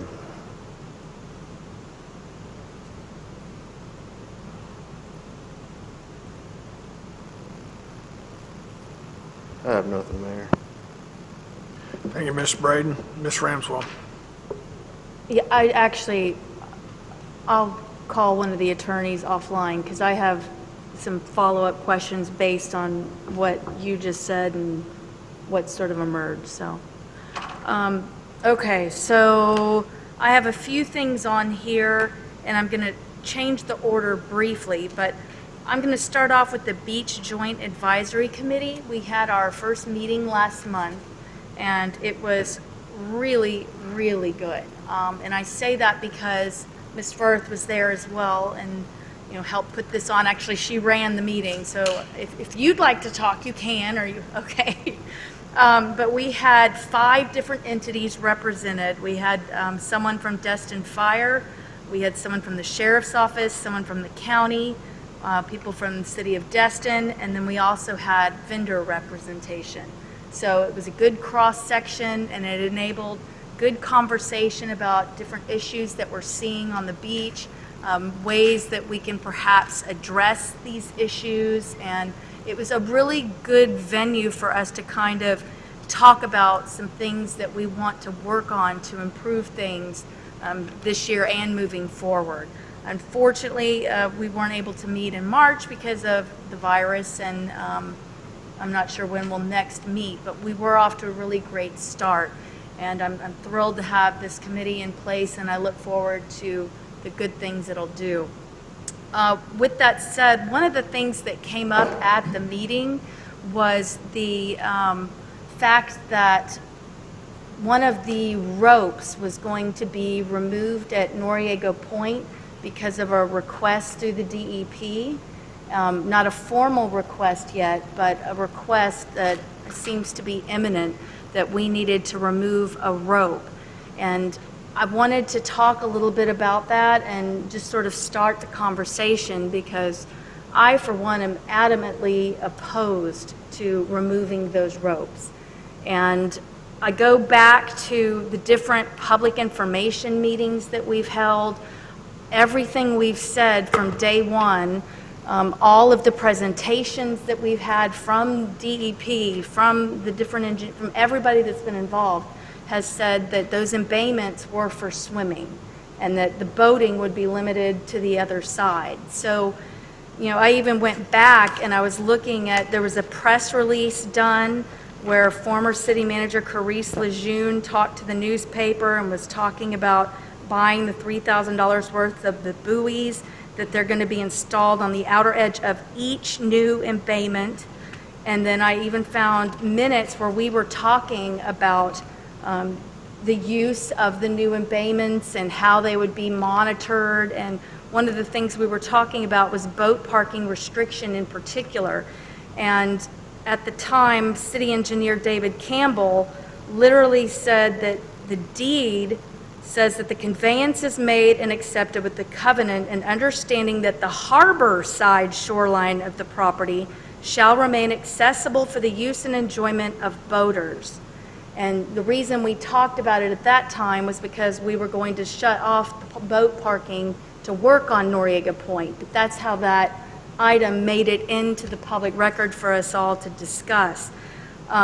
So then the conversation was talking about all the improvements being done to the point, including the new rock wall and the concrete cap and all of that.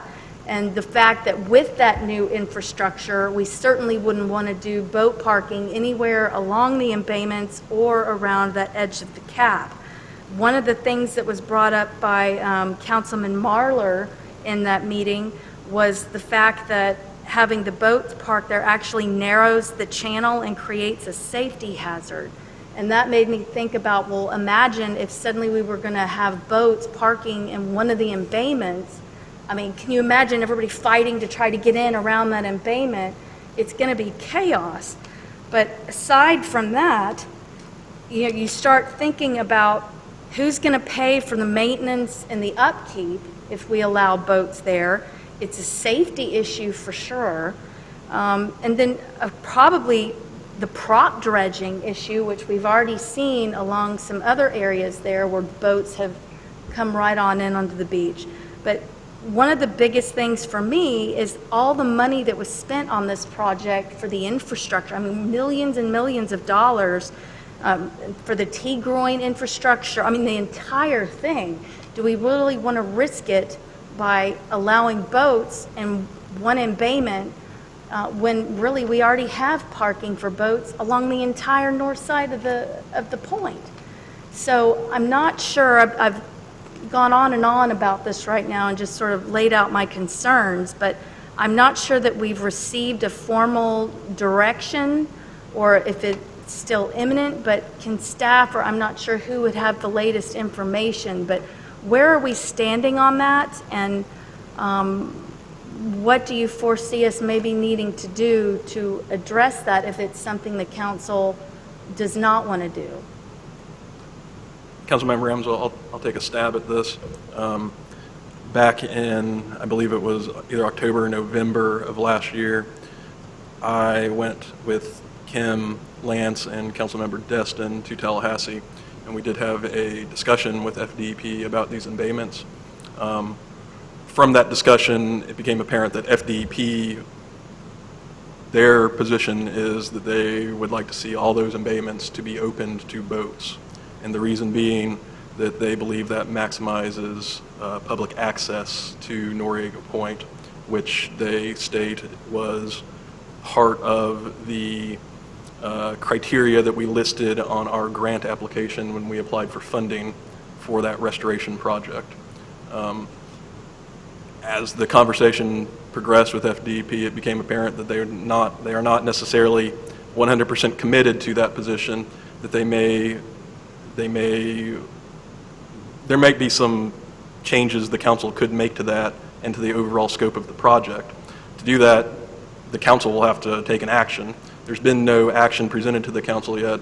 I don't know exactly what was presented at this meeting, but I mean, I can assure you that until the council takes action, there's not going to be any opening of those embayments at all. So I don't believe staff has formulated a final recommendation to council at this time.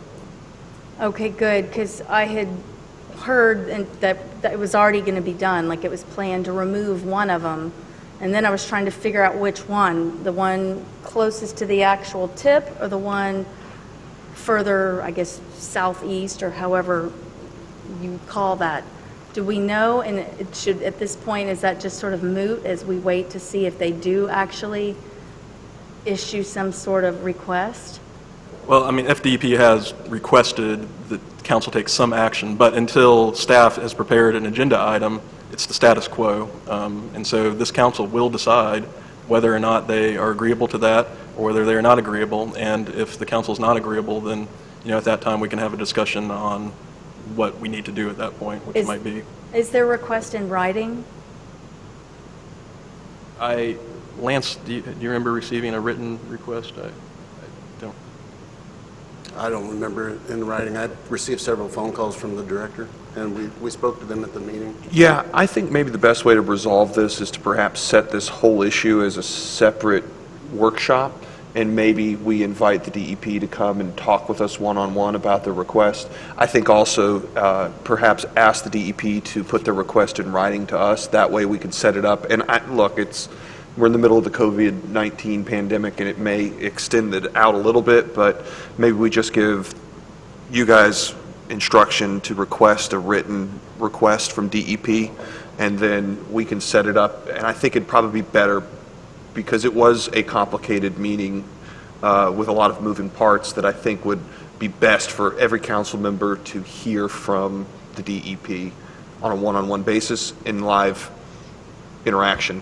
And that could probably only be accomplished in sort of a workshop, a special meeting sort of format, if that seemed agreeable. Yeah, do attorneys, do y'all feel that maybe we should wait until we hear from them, or should we poke the bears, so to speak, and send a letter? Well, I mean, we are hearing from them. Yeah, just, I don't know if we've gotten a formal written request to that effect, so. I'd say, why don't we just go ahead and have you guys ask for a formal written request, at which point, then when we get it, we could set it perhaps for a special meeting and have them come and talk with us about the issue. Yeah, and I think that'd be best before we just do an action that might cause everybody to draw a line in the sand without that opportunity in a workshop setting to share all the different concerns we have as a community versus their concerns as bequeathing that area and spending $10 million.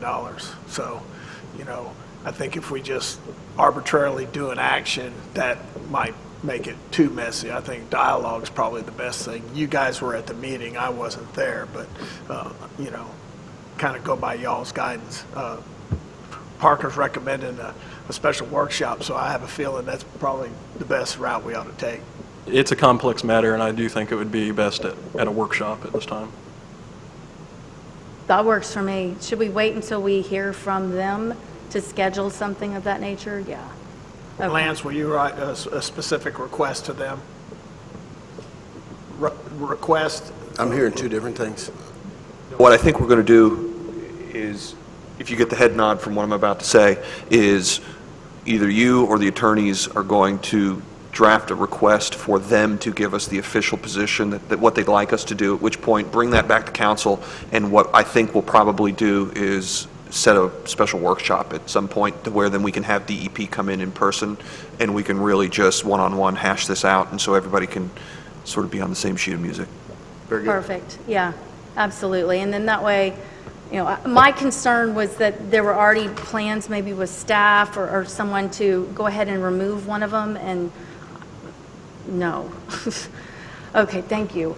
So moving on, the next thing I had on here was QJ procedure and general information document, and that stemmed from the hearing that we had. I can't even remember when. It seems like we've already lived a lifetime in the last month. But I had sent to, I believe, both of our attorneys and maybe the city manager a document that Hollywood, Florida had put together that explained for public consumption what is a QJ, who can talk, what are the procedures, what can I expect. Just sort of an informational type thing, because I know there was a lot of question about who can present evidence, what kind of evidence, when should it be presented, and that sort of a thing. And I just think anything we can do to better educate the public and have them feel like they understand what is going on is a good thing. That way they don't show up and say, well, at other meetings I'm allowed to do this, why can't I do it here? Oh, well, this is a QJ, you'll find that information, whatever. I mean, y'all know how to do that sort of thing. But I just wanted to recommend that we do something like that, just so everybody's on, again, I'm going to copy what Parker just said, but the same sheet of music, and knows what to expect when they're attending a meeting of that type. Because I even had some concerns coming out of it, and so I know the public did as well.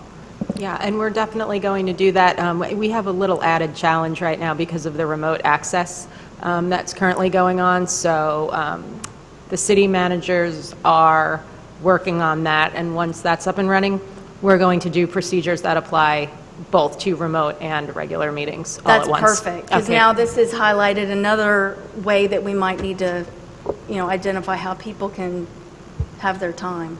And that's something like when we do have a QJ on the agenda, we can include that in the briefing document so people can see that, frequently asked questions article or whatever it is, kind of to educate the public before they come in for a QJ proceeding, because it's going to be one on that particular agenda, so we can include that as part of the briefing document, so everybody's on the same page. Right, yes, and as soon as the attorneys know what the capability is going to be with the remote and all the details, then we can draft them specific for this situation as well. Excellent, thank you. All right, so the next thing I had on here was wayfinding signage for businesses blocked by Highway 98 construction. And if anything, it's probably even more needed. And I know people, well, there's not many people driving around looking for restaurants. Well, I did not know Chan's would deliver until I had to go pick up a prescription at Walgreens, and I saw their sign that said, "We are now delivering."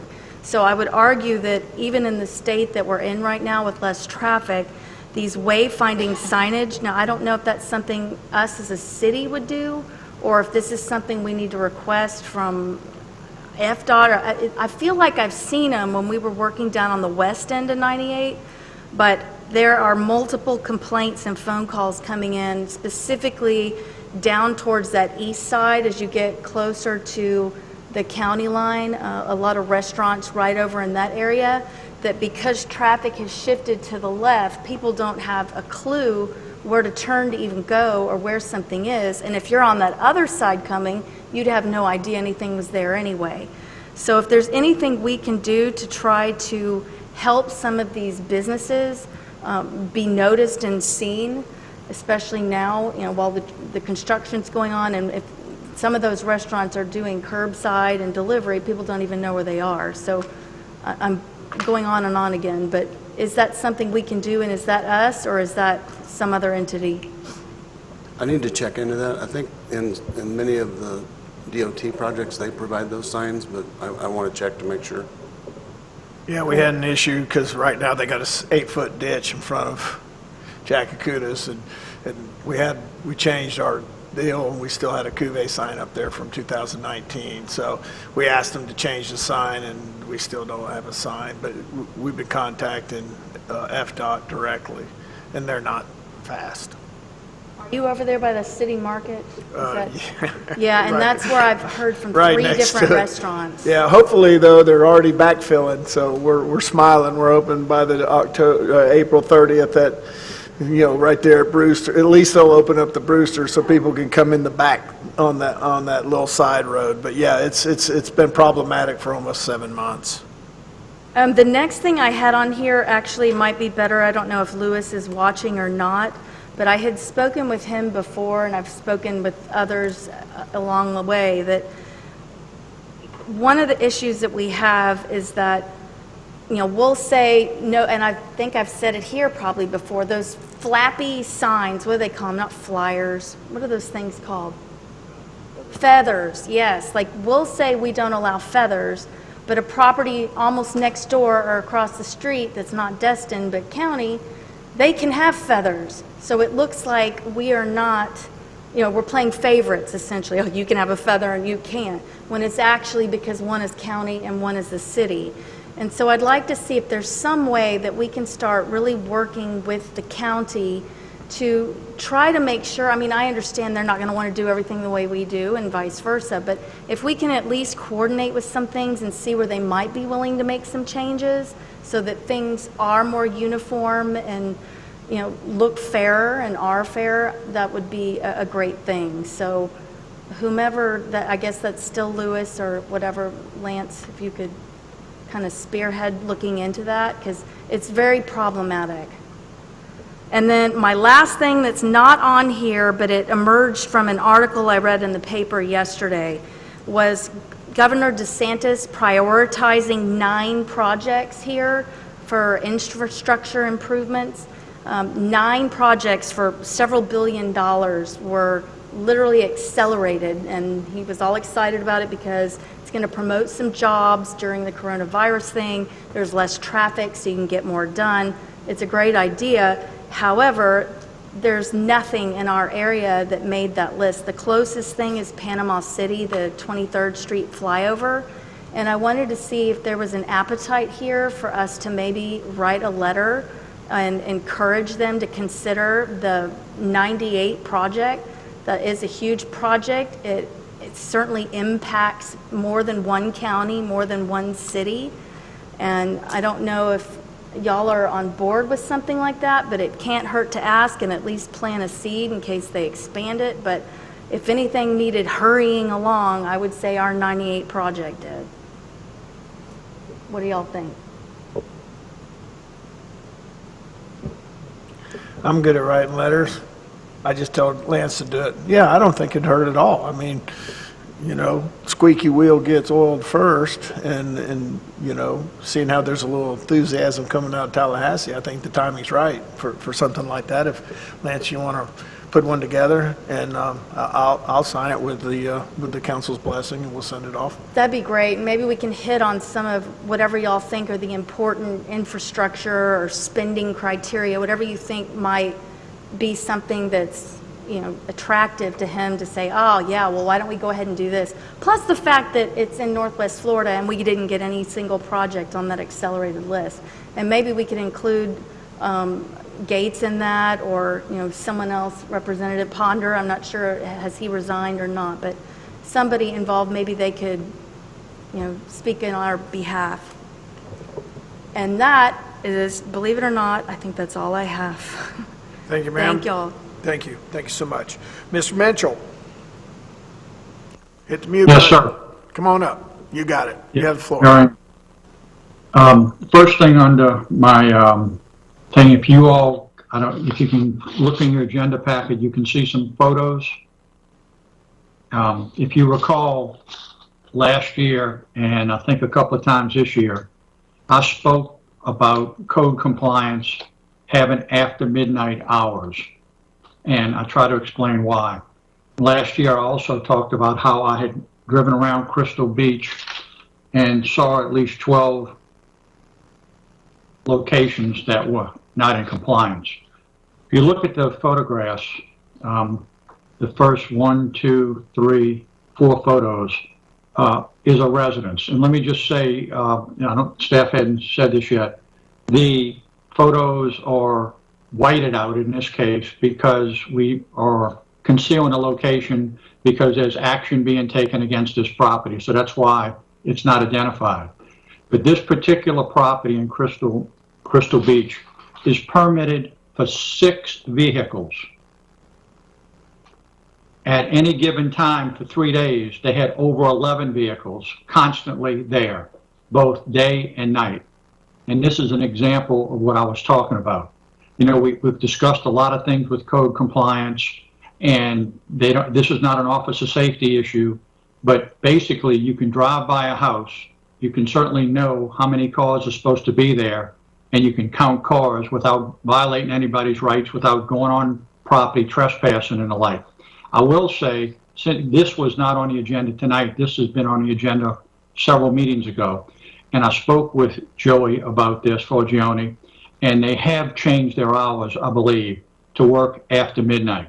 Because this is an example of how when we are lucky enough to get people back, this is a very simple way that we can enforce things. We can't go in people's homes, we can't kick door downs and see how many people are in the house, but it's very easy to look at vehicles and say, gee, you're authorized 6 and you have 11. The last photo in that group is a car that's parked in the street, as another example.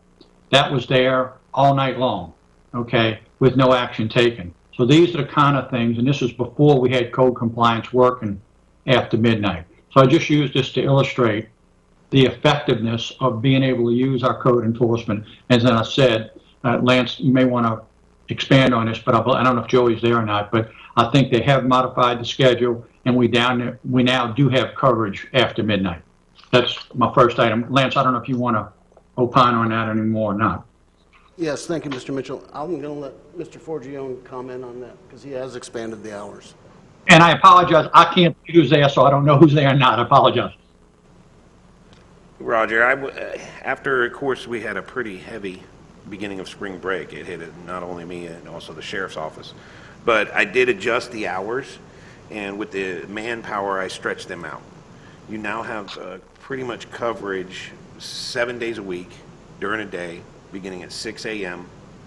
And I was able to flex it to on Thursday, Friday, Saturday, all the way to 3 a.m. So from 6 a.m. to 3 a.m., you are covered for officers. Fantastic. Okay, moving on, I mean, that covers this, and I just, by way of illustration, this was an example, and since this came up weeks and weeks ago, you've already taken care of it, but it was on the agenda, so we talked about it. The second item on the agenda is kind of a little different twist on the quasi-judicial thing. In our last quasi-judicial hearing, we obviously had room full of people. We were there, if you recall, till 10 o'clock at night, listening to the public speakers. But there was an arbitrary decision by the mayor, and I have no problem with that, but the decision was made not to allow people to provide us handouts. And I think that we just have to think as a council, what is our policy going to be going forward? We can't arbitrarily say you can't do it in one meeting and you can do it in another. So just offer this for future consideration. And maybe that can go on the QJ procedure document that I suggested. You just read my mind. I was going to suggest we put in a suggested policy when we do the quasi-judicial hearing procedures, and if you all like it, you can approve it. Otherwise, we can change it and discuss it. Yeah, and I think, Mr. Mitchell, some of the times in just regular public testimony, we've allowed people to hand out things, but not in QJs are different. The reason I took that action is because under the guidance of the attorneys, we couldn't introduce evidence without allowing the other party to be able to view it in a QJ setting. So two different settings when we've done that, but I agree with you, having specific guidelines takes the pressure off of everybody, council and myself and our attorneys for that matter. And last thought on that is that those handouts have been approved and accepted at the LPA meetings. So again, we can have some consistency. The final item that I had, actually the second to last item, Lance, I don't know if you want me to start on this, if you want to, regarding the audits. I'll be happy to if you want me to. Yes, sir, go ahead. Okay. Lance and I had a discussion earlier this month. As you all recall, the self-audit regarding the continuing services contract would due to us the 1st of April. And obviously, based on everything going on, want to allow staff to have more time. So again, Lance, if this date's okay with you, I was saying possibly not have it before us any earlier than May 18th. Does that give you enough time push back to work on the project? Yes, sir, I think it does. Thank you. So, as far as I'm concerned, I'm good with that. I don't think we need a vote or anything, but maybe consensus, Mayor. With everything going on, obviously we can push this back. Does that suit the council? Do we have consensus? I see a bunch of head bobbing up and down, Mr. Mitchell, so I think we'll do that. Okay. And the only other thing I do want to talk about just briefly, and this is going to be a work later on, not now. The issue I brought up earlier with the pay-to-play issue, I do want that looked at, and we can look at it later on. Just understand, I've done a lot of research on this, and this is not something that typically comes before council for approval. Basically, in all the years past, the finance director just sends in an application with the money along with the capital report, and that's it. And basically, all we ever see is the nice diploma saying you did a good job. Okay, so again, this is not something that we have to work on now, but later in the year when we get through this, I do want staff eventually, certainly not now, to come back and be able to tell me why it's needed and prove to me why it's not a pay-to-play. Again, later on down the road. Thank you, sir. Is that all? And one last comment. Go ahead. To staff, to everyone, okay, you all are doing a great job under a hard time, as well as my fellow council members. This is hard on everybody. We're all getting a lot of, emails back and forth. I think we're all doing the best thing. Earlier, we had a public speaker, Mr. Adams, come up there and give us some ideas, and it's all good things. Obviously, one of the driving factors we're going to have, to me, is Dr. Chapman. When she waves the flag and says it's okay, then that's going to give us the green light to certainly move forward. The other thing to consider is, hypothetically, if we would open our beaches tonight, if we would have voted on that, and everything to our east and west is still closed, where's everybody going to be coming? Okay, we'd be inundated with that. So we know these are tough times, and we want to get businesses open, the beach open as fast as it's safely possible. So again, thanks to the staff. And Mr. Warren, when you're through with the meeting later on, please call me because I want to talk to you about this video. And that's all I have. Thank you. Thank you, Mr. Mitchell. Mr. Overdeer. Well, nothing really serious, Mayor, other than the fact that I want to echo what everybody's been saying, that the staff, I mean, they're working 10, 12, 14, 16 hours a day. And it's been pretty nice for me. I'm sitting here at home, and I'm not really doing a lot because all the stuff that I'm normally involved in, we can't go in meetings, we can't go and do anything that I normally do. So I've got a lot of time on my hands, but I will tell you the staff doesn't have a lot of time on their hands, and they have been working their butts off. And so I just appreciate everything they've been doing. I hope it won't go on for very much longer because I'm getting kind of tired of staying indoors just like everybody else is, I'm sure. But I will tell you the staff is doing a great job, and I thank you for it. And the rest of the council are really working hard also. These meetings are hard, and a lot of them are very long. And I know we're just doing it for the pay, but other than that, I think we're all doing a good job as well. Thanks, sir. Yeah, look, he punched out early, didn't he? There he is. He's a trooper. Stick with us, Mr. Overdeer. You can't leave yet, Ms. Marler. Well, Skip did a segue for me that helps me out a little bit. I would like the council to, I'll make this in the form of a motion, to allow the staff to have the entire staff, City Hall and all city facilities to close on Good Friday, which is this coming Friday. Give them a little breather. They have worked hard. And just to have the city facilities closed and let them go about taking care of their own personal stuff and not affecting their pay or anything like that. The reason I ask this is back in the day when I was growing up, and we had a lot more Christian background here, the schools and everybody, we had Good Friday off because Easter Sunday was on a Sunday and the poor kids had to go back to school on Monday. So I make this in the form of a motion that we have the city facilities closed on Friday with no penalties or anything in pay or anything like that. They all get their normal pay. I'll second. I have a motion and I have a second. I have a couple seconds, so it's looking good for the staff. If any further discussion, we'll go ahead and take a roll call vote. Mr. Braden. Yes. Ms. Ramswell. Yes. Mr. Munchell. Yes. Mr. Overdeer. Yes. Mr. Marlar. Yes. Mr. Destin. Yes. Mr. Morgan. Yes. The vote is unanimous, so moved. And, We'll be closed on Friday.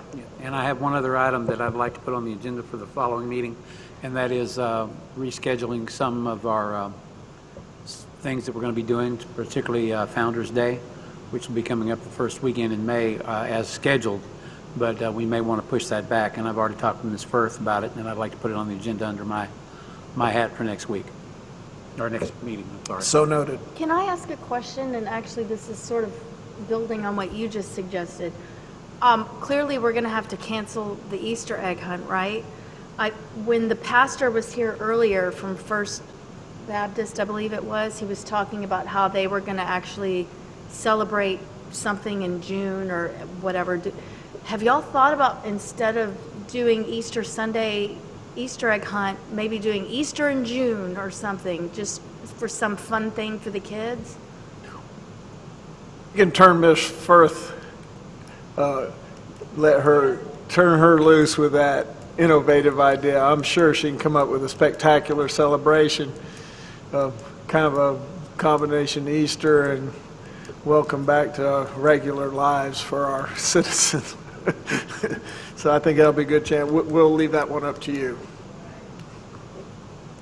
All right, Mr. Destin. Is that all, Mr. Marlin? Okay, Mr. Destin. Thank you, Mayor. So the mayor and I have been working in our private capacity to help out charter fishing, commercial fishermen who are going through the COVID-19 crisis along with us. And, you know, fishermen are usually not on the forefront of legislators or decision policymakers, the forefront of their radar. And what has become a necessity is that the fishermen, some of the regulations and the stimulus package and things of that nature have not been narrowly tailored to be fully useful, I think, probably to charter fishermen. The PPP is not exactly perfect for guys who are still paying off their boats if they've got commercial fishing vessels or a charter vessel. So what they need is basically a chorus of stakeholders to be able to have one unified voice when they are asking Congress basically for assistance. And to that end, there has been a coalition that has been slowly assembling over the last several years, but now is starting to really coalesce quite nicely.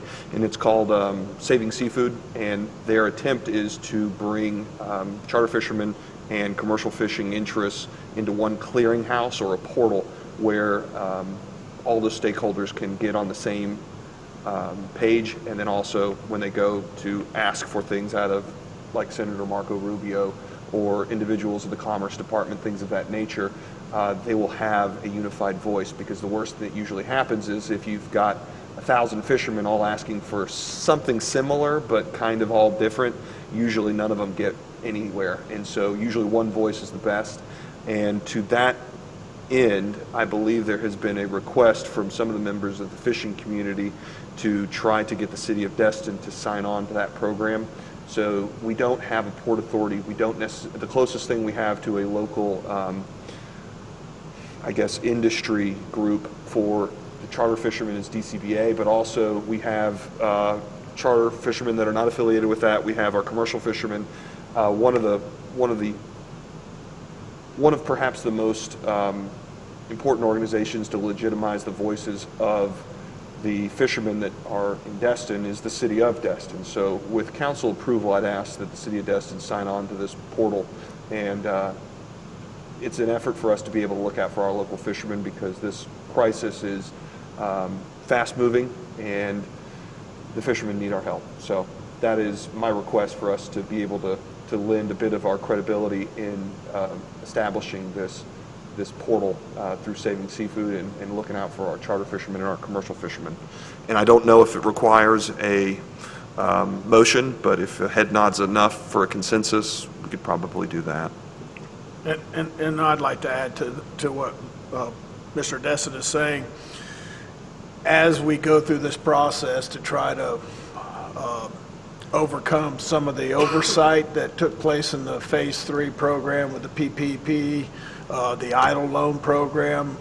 They did address the seasonality of the charter for hire industry, which really put them at a disadvantage. But more importantly, the commercial industry, when they closed the restaurants, they lost 68% of their market throughout the country, not just here in Destin. And so what Saving Seafood and the coalition of there's food processors, crabbers, charter fishermen, this is throughout the United States. By getting municipalities to sign on, it puts me in a position as mayor to where I can talk to other municipalities and share with them our concerns and their support. And that's when your voice becomes a lot clearer, a lot louder when you're trying to work for a group. Working waterfronts in America are vanishing fast, and this COVID-19 process may exacerbate an already bad condition. And we lose our working waterfront here in Destin, we lose our heritage of what Destin is all about. Even though we're a lot bigger than just the fishing fleet in 2020, but all your ancestors and hopefully our children to come they still hold a piece of that heritage of being born and raised and living in Destin. So enabling our municipality to share the news of what's going on for our fishing community, our waterfront, how this affects the heritage of our community will mean a lot, and it'll allow us to reach out to other coastal communities, Panama City, Pensacola, Port Fourchon, Louisiana, and we can share those messages with other municipalities and get them on board to support their own heritage as well and take it to the national stage. So I don't know if you'd like to do that in a motion. Yeah, I think it's probably best to just go ahead and do that in a motion, which will give you the authority to get us signed up with that program. It doesn't cost anything. It's just giving the mayor the authority to engage us. We can get as a member of the portal, at which point the mayor's going to probably do a pretty darn good job of making sure that us, along with other coastal communities, are on the same page and looking out for the charter and the commercial industries. So I'll make that motion. I have a motion. Do I have a second? I'll second. Is any further discussion or questions about what this entails? I have a question. You didn't hold up your sign. We saw it, Steve. Go ahead. We don't need the sign. Go ahead, sir. Okay. Just for, I don't know, Mayor, if you or Parker could expand on this a little bit, by way of getting the word out, I'm in favor of this, but via what means? I mean, you said there's going to be a what? I'm just not sure of the protocol. How are we going to do this and under what flag? I know the city, but what else? Most of it will be through letter writing, phone calls, talking with other communities. Most of the people involved in Saving Seafood, there are certain organizations, some of the larger commercial organizations, they actually have lobbyists working in D.C.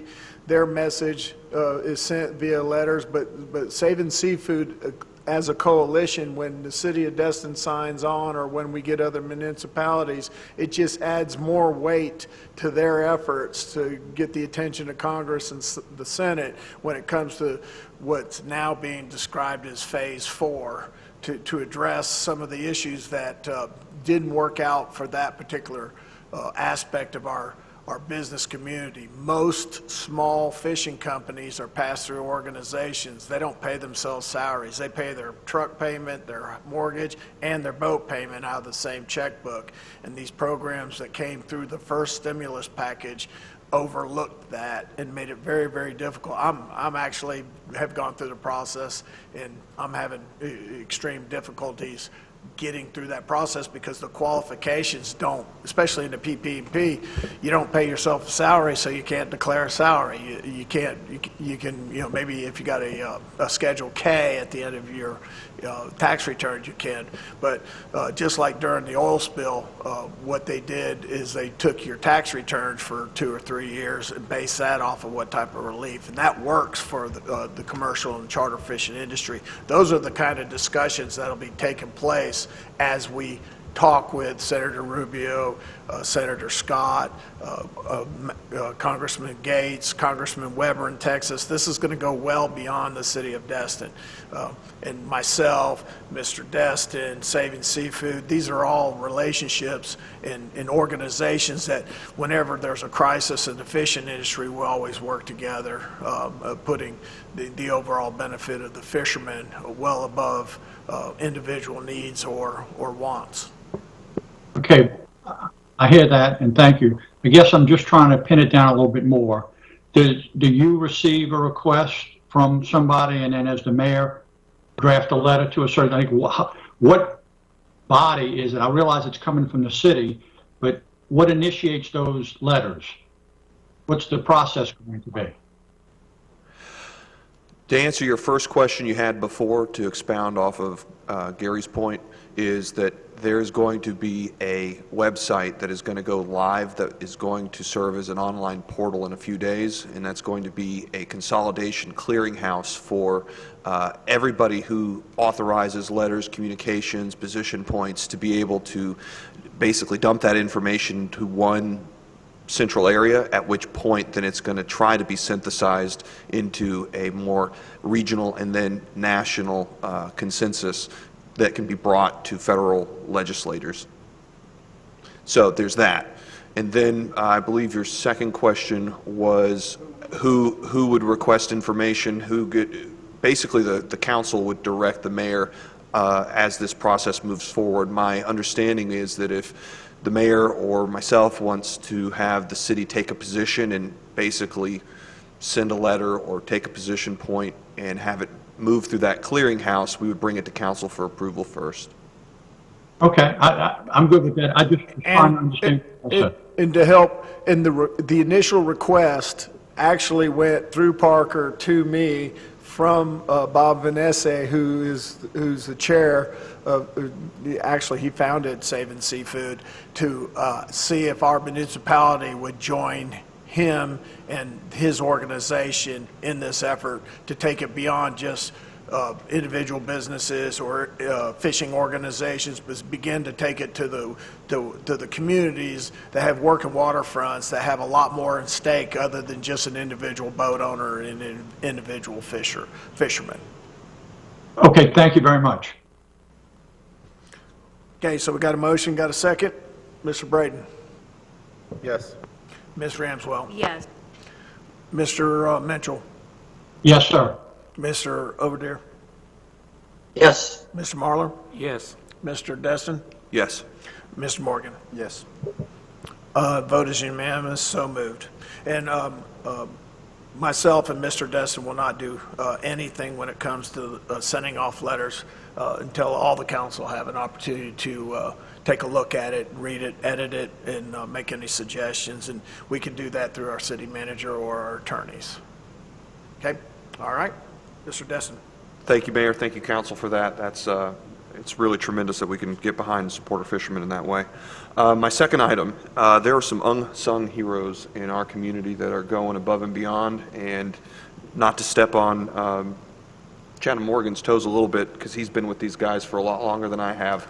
But Destin Harvest is going to try to probably do a drive-through food drop-off perhaps this Saturday, and they have made a informal request to be able to use, I believe, the corner of the parking lot that is adjacent to airport at the Morgan Sports Complex, just to run a drive-through. And basically what they would request from the city is permission to be able to do that, and also perhaps a few orange road cones to be able to funnel some cars through. But otherwise, they're going to handle the distribution of a lot of necessary sundries, produce, milk, eggs, chicken, anything they can get their hands on for needy families. And we know a lot of folks in our community were on the margins before this, and they're in an even worse way now.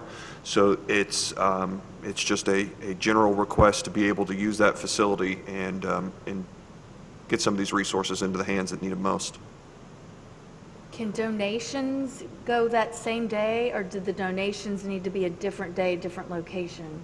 Well, what they've got right now is the food share program out of South Florida is supplying Destin Harvest with thousands of pounds of produce and things that would otherwise spoil because they can't sell it on market. So it's everything from green peppers to cucumbers to carrots to chicken to milk to lemonade to water.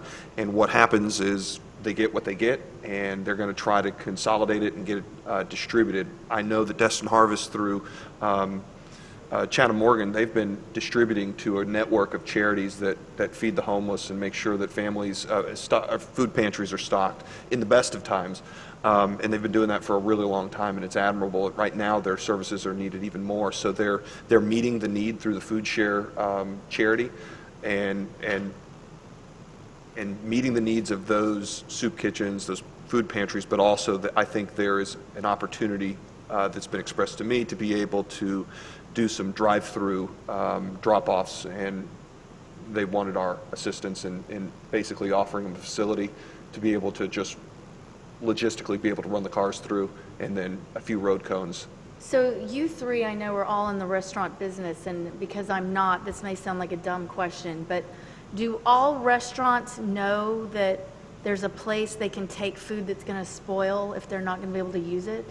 Most of these donations are not coming from the restaurants. This is through the larger organization.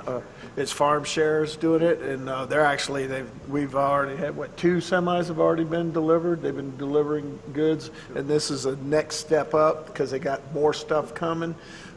It's been Eddie and Chatham and Jason Liss and a whole bunch of other people have done it. They're getting enough stuff now. They need a more efficient way of being able to distribute it. Lance, did you want to weigh in on this? Yeah, I think this would be a great opportunity for the city to partner with this organization. I would possibly suggest that we use the East Morgan's parking lot, because if we use it, we would have the accessibility to the restroom facilities for hand washing and for the volunteers to have a place to use the facilities. Yeah, I'm with you. You know the lay of the land better than I do. Okay, so do we need a motion for that, or can we just, by consensus, Lance, you can help facilitate that, working with Chatham and his brother and I think it would be appropriate in this case for a motion to be made, because we're making an exception to our normal rules. All right, go ahead. Yeah, I will go ahead and make the motion that we set aside our rules, and we, for a limited purpose, allow the City of Destin to partner with Destin Harvest for the distribution of produce and emergency resources. I don't know if I want to make it date specific, because if the weather is bad, but I'd like to just, in general, give the authority to do this to Lance. Second. Okay, got a motion, got a second. Any further discussion? Go ahead. I don't know if Captain Nix is in the audience or not, but just as a suggestion, we should at least go ahead and brief the sheriff's office of this, since we're going to have cones and whatnot, and they know that this gathering is going to be taking place, just as an FYI. Yeah, and maybe if they could just give us one officer to help hang out. And I got a thumbs up, Steve, so we're in good shape. Roger that. All right, Mr. Braden. Yes. Ms. Ramswell. Yes. Mr. Menchel. Yes. Mr. Overdeer, Yes. Mr. Marlar, Yes. Mr. Destin, Yes. and Mr. Morgan. Yes. That vote is unanimous. Go ahead, Mr. Destin. That's all I have tonight. Thank you, guys. Mr. Morgan. Thank you. Payback is a bad word, and so that being said, I'd like to appoint Mr. Eddie Morgan to the Harbor Capacity Study Steering Committee. Second. I got a motion.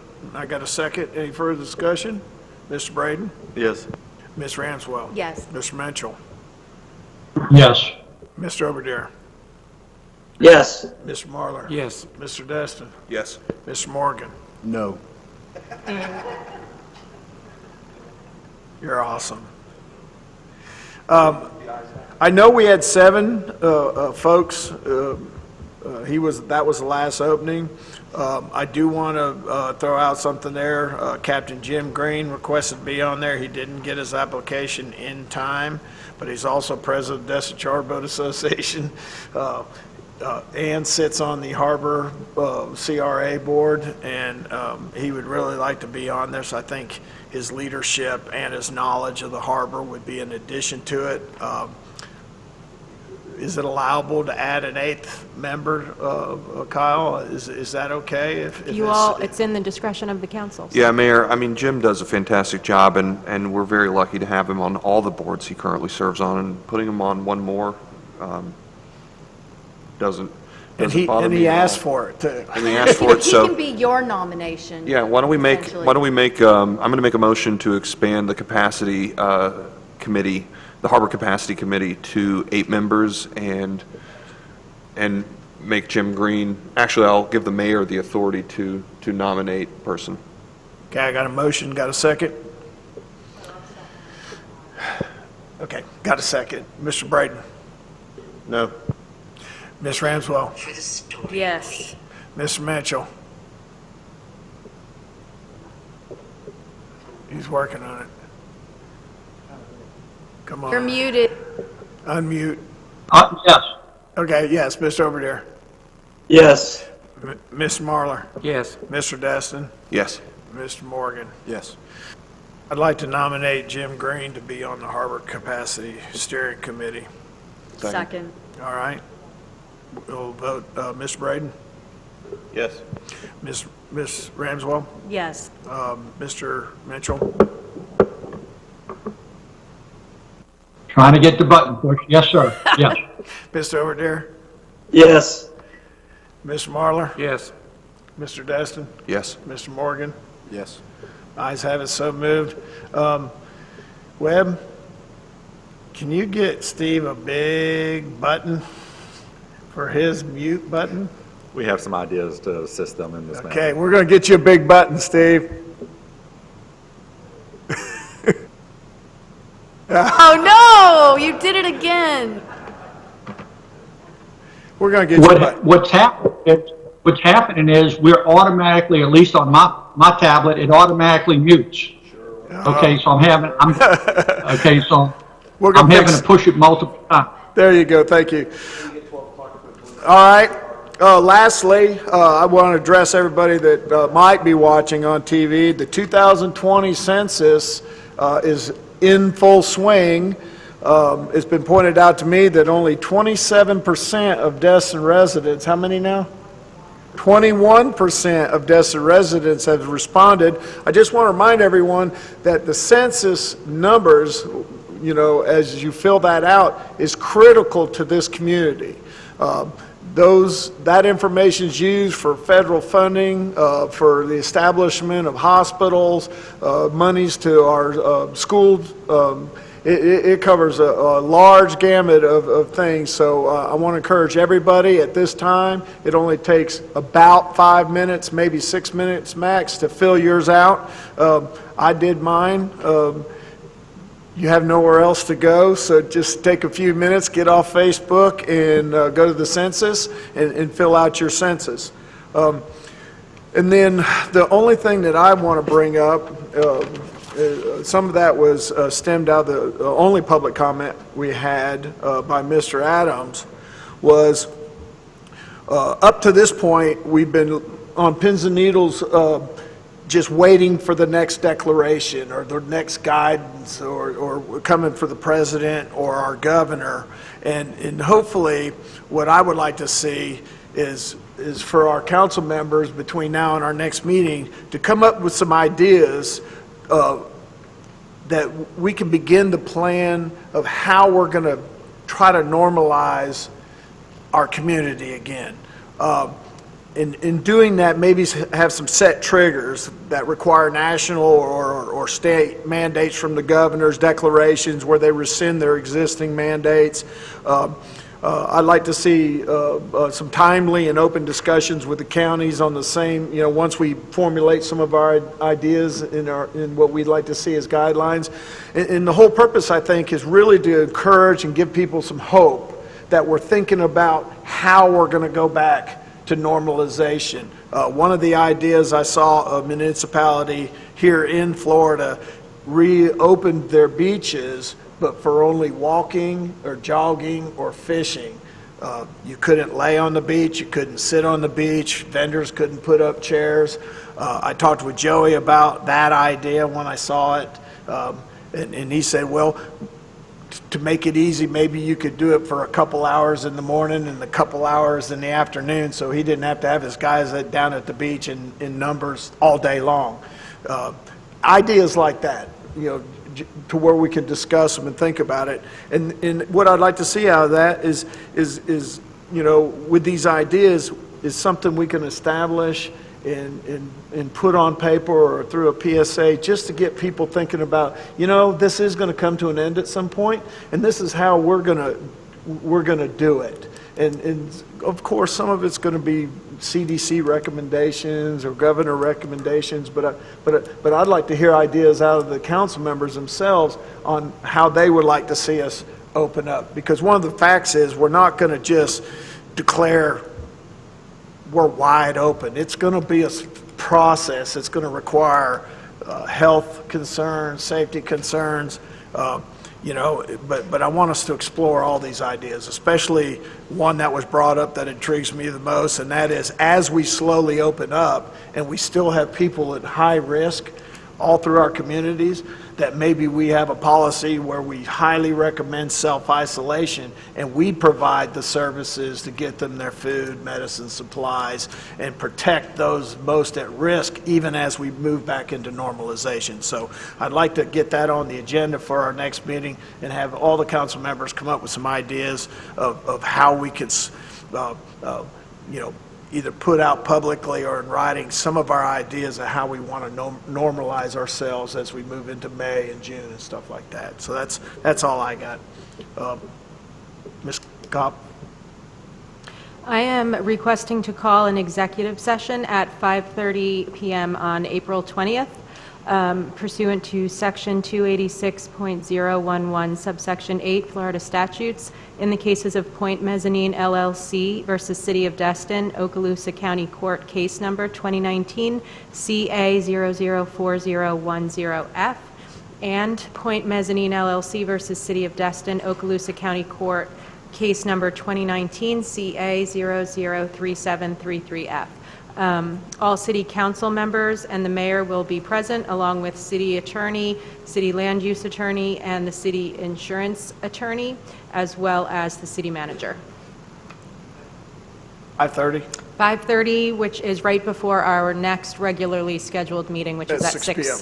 Correct. All right. Do we have taken action on that, or you just announced it? Just announcing it, and if you all want to have a consensus to agree, that's good. Everybody okay with the executive? Yes.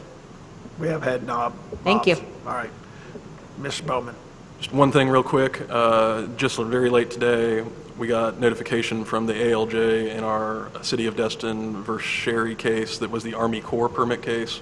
We did prevail in that case. That's important because it will allow us to pursue attorney's fees and costs in that case, and we are also pursuing attorney's fees and costs in the city permit case as well. And I would like to add one thing in case you guys get any phone calls, because the dredge is not leaving. They broke the bit and the drive shaft to it.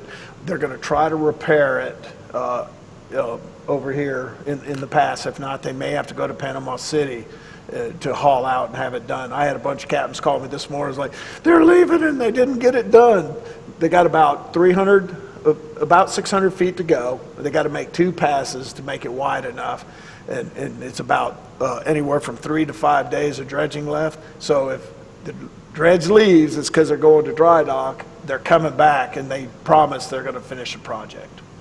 Is that what they've been working on? Because it seemed like they came back a couple times and worked on it, and then went back to dredging. Yeah, and that's a big boo-boo. It's not something, they're going to try to get the parts and repair it out in the water where they can pull it up, but it may require them to haul it out, and they'll have to go to Panama City as the closest shipyard that's big enough to handle that dredge.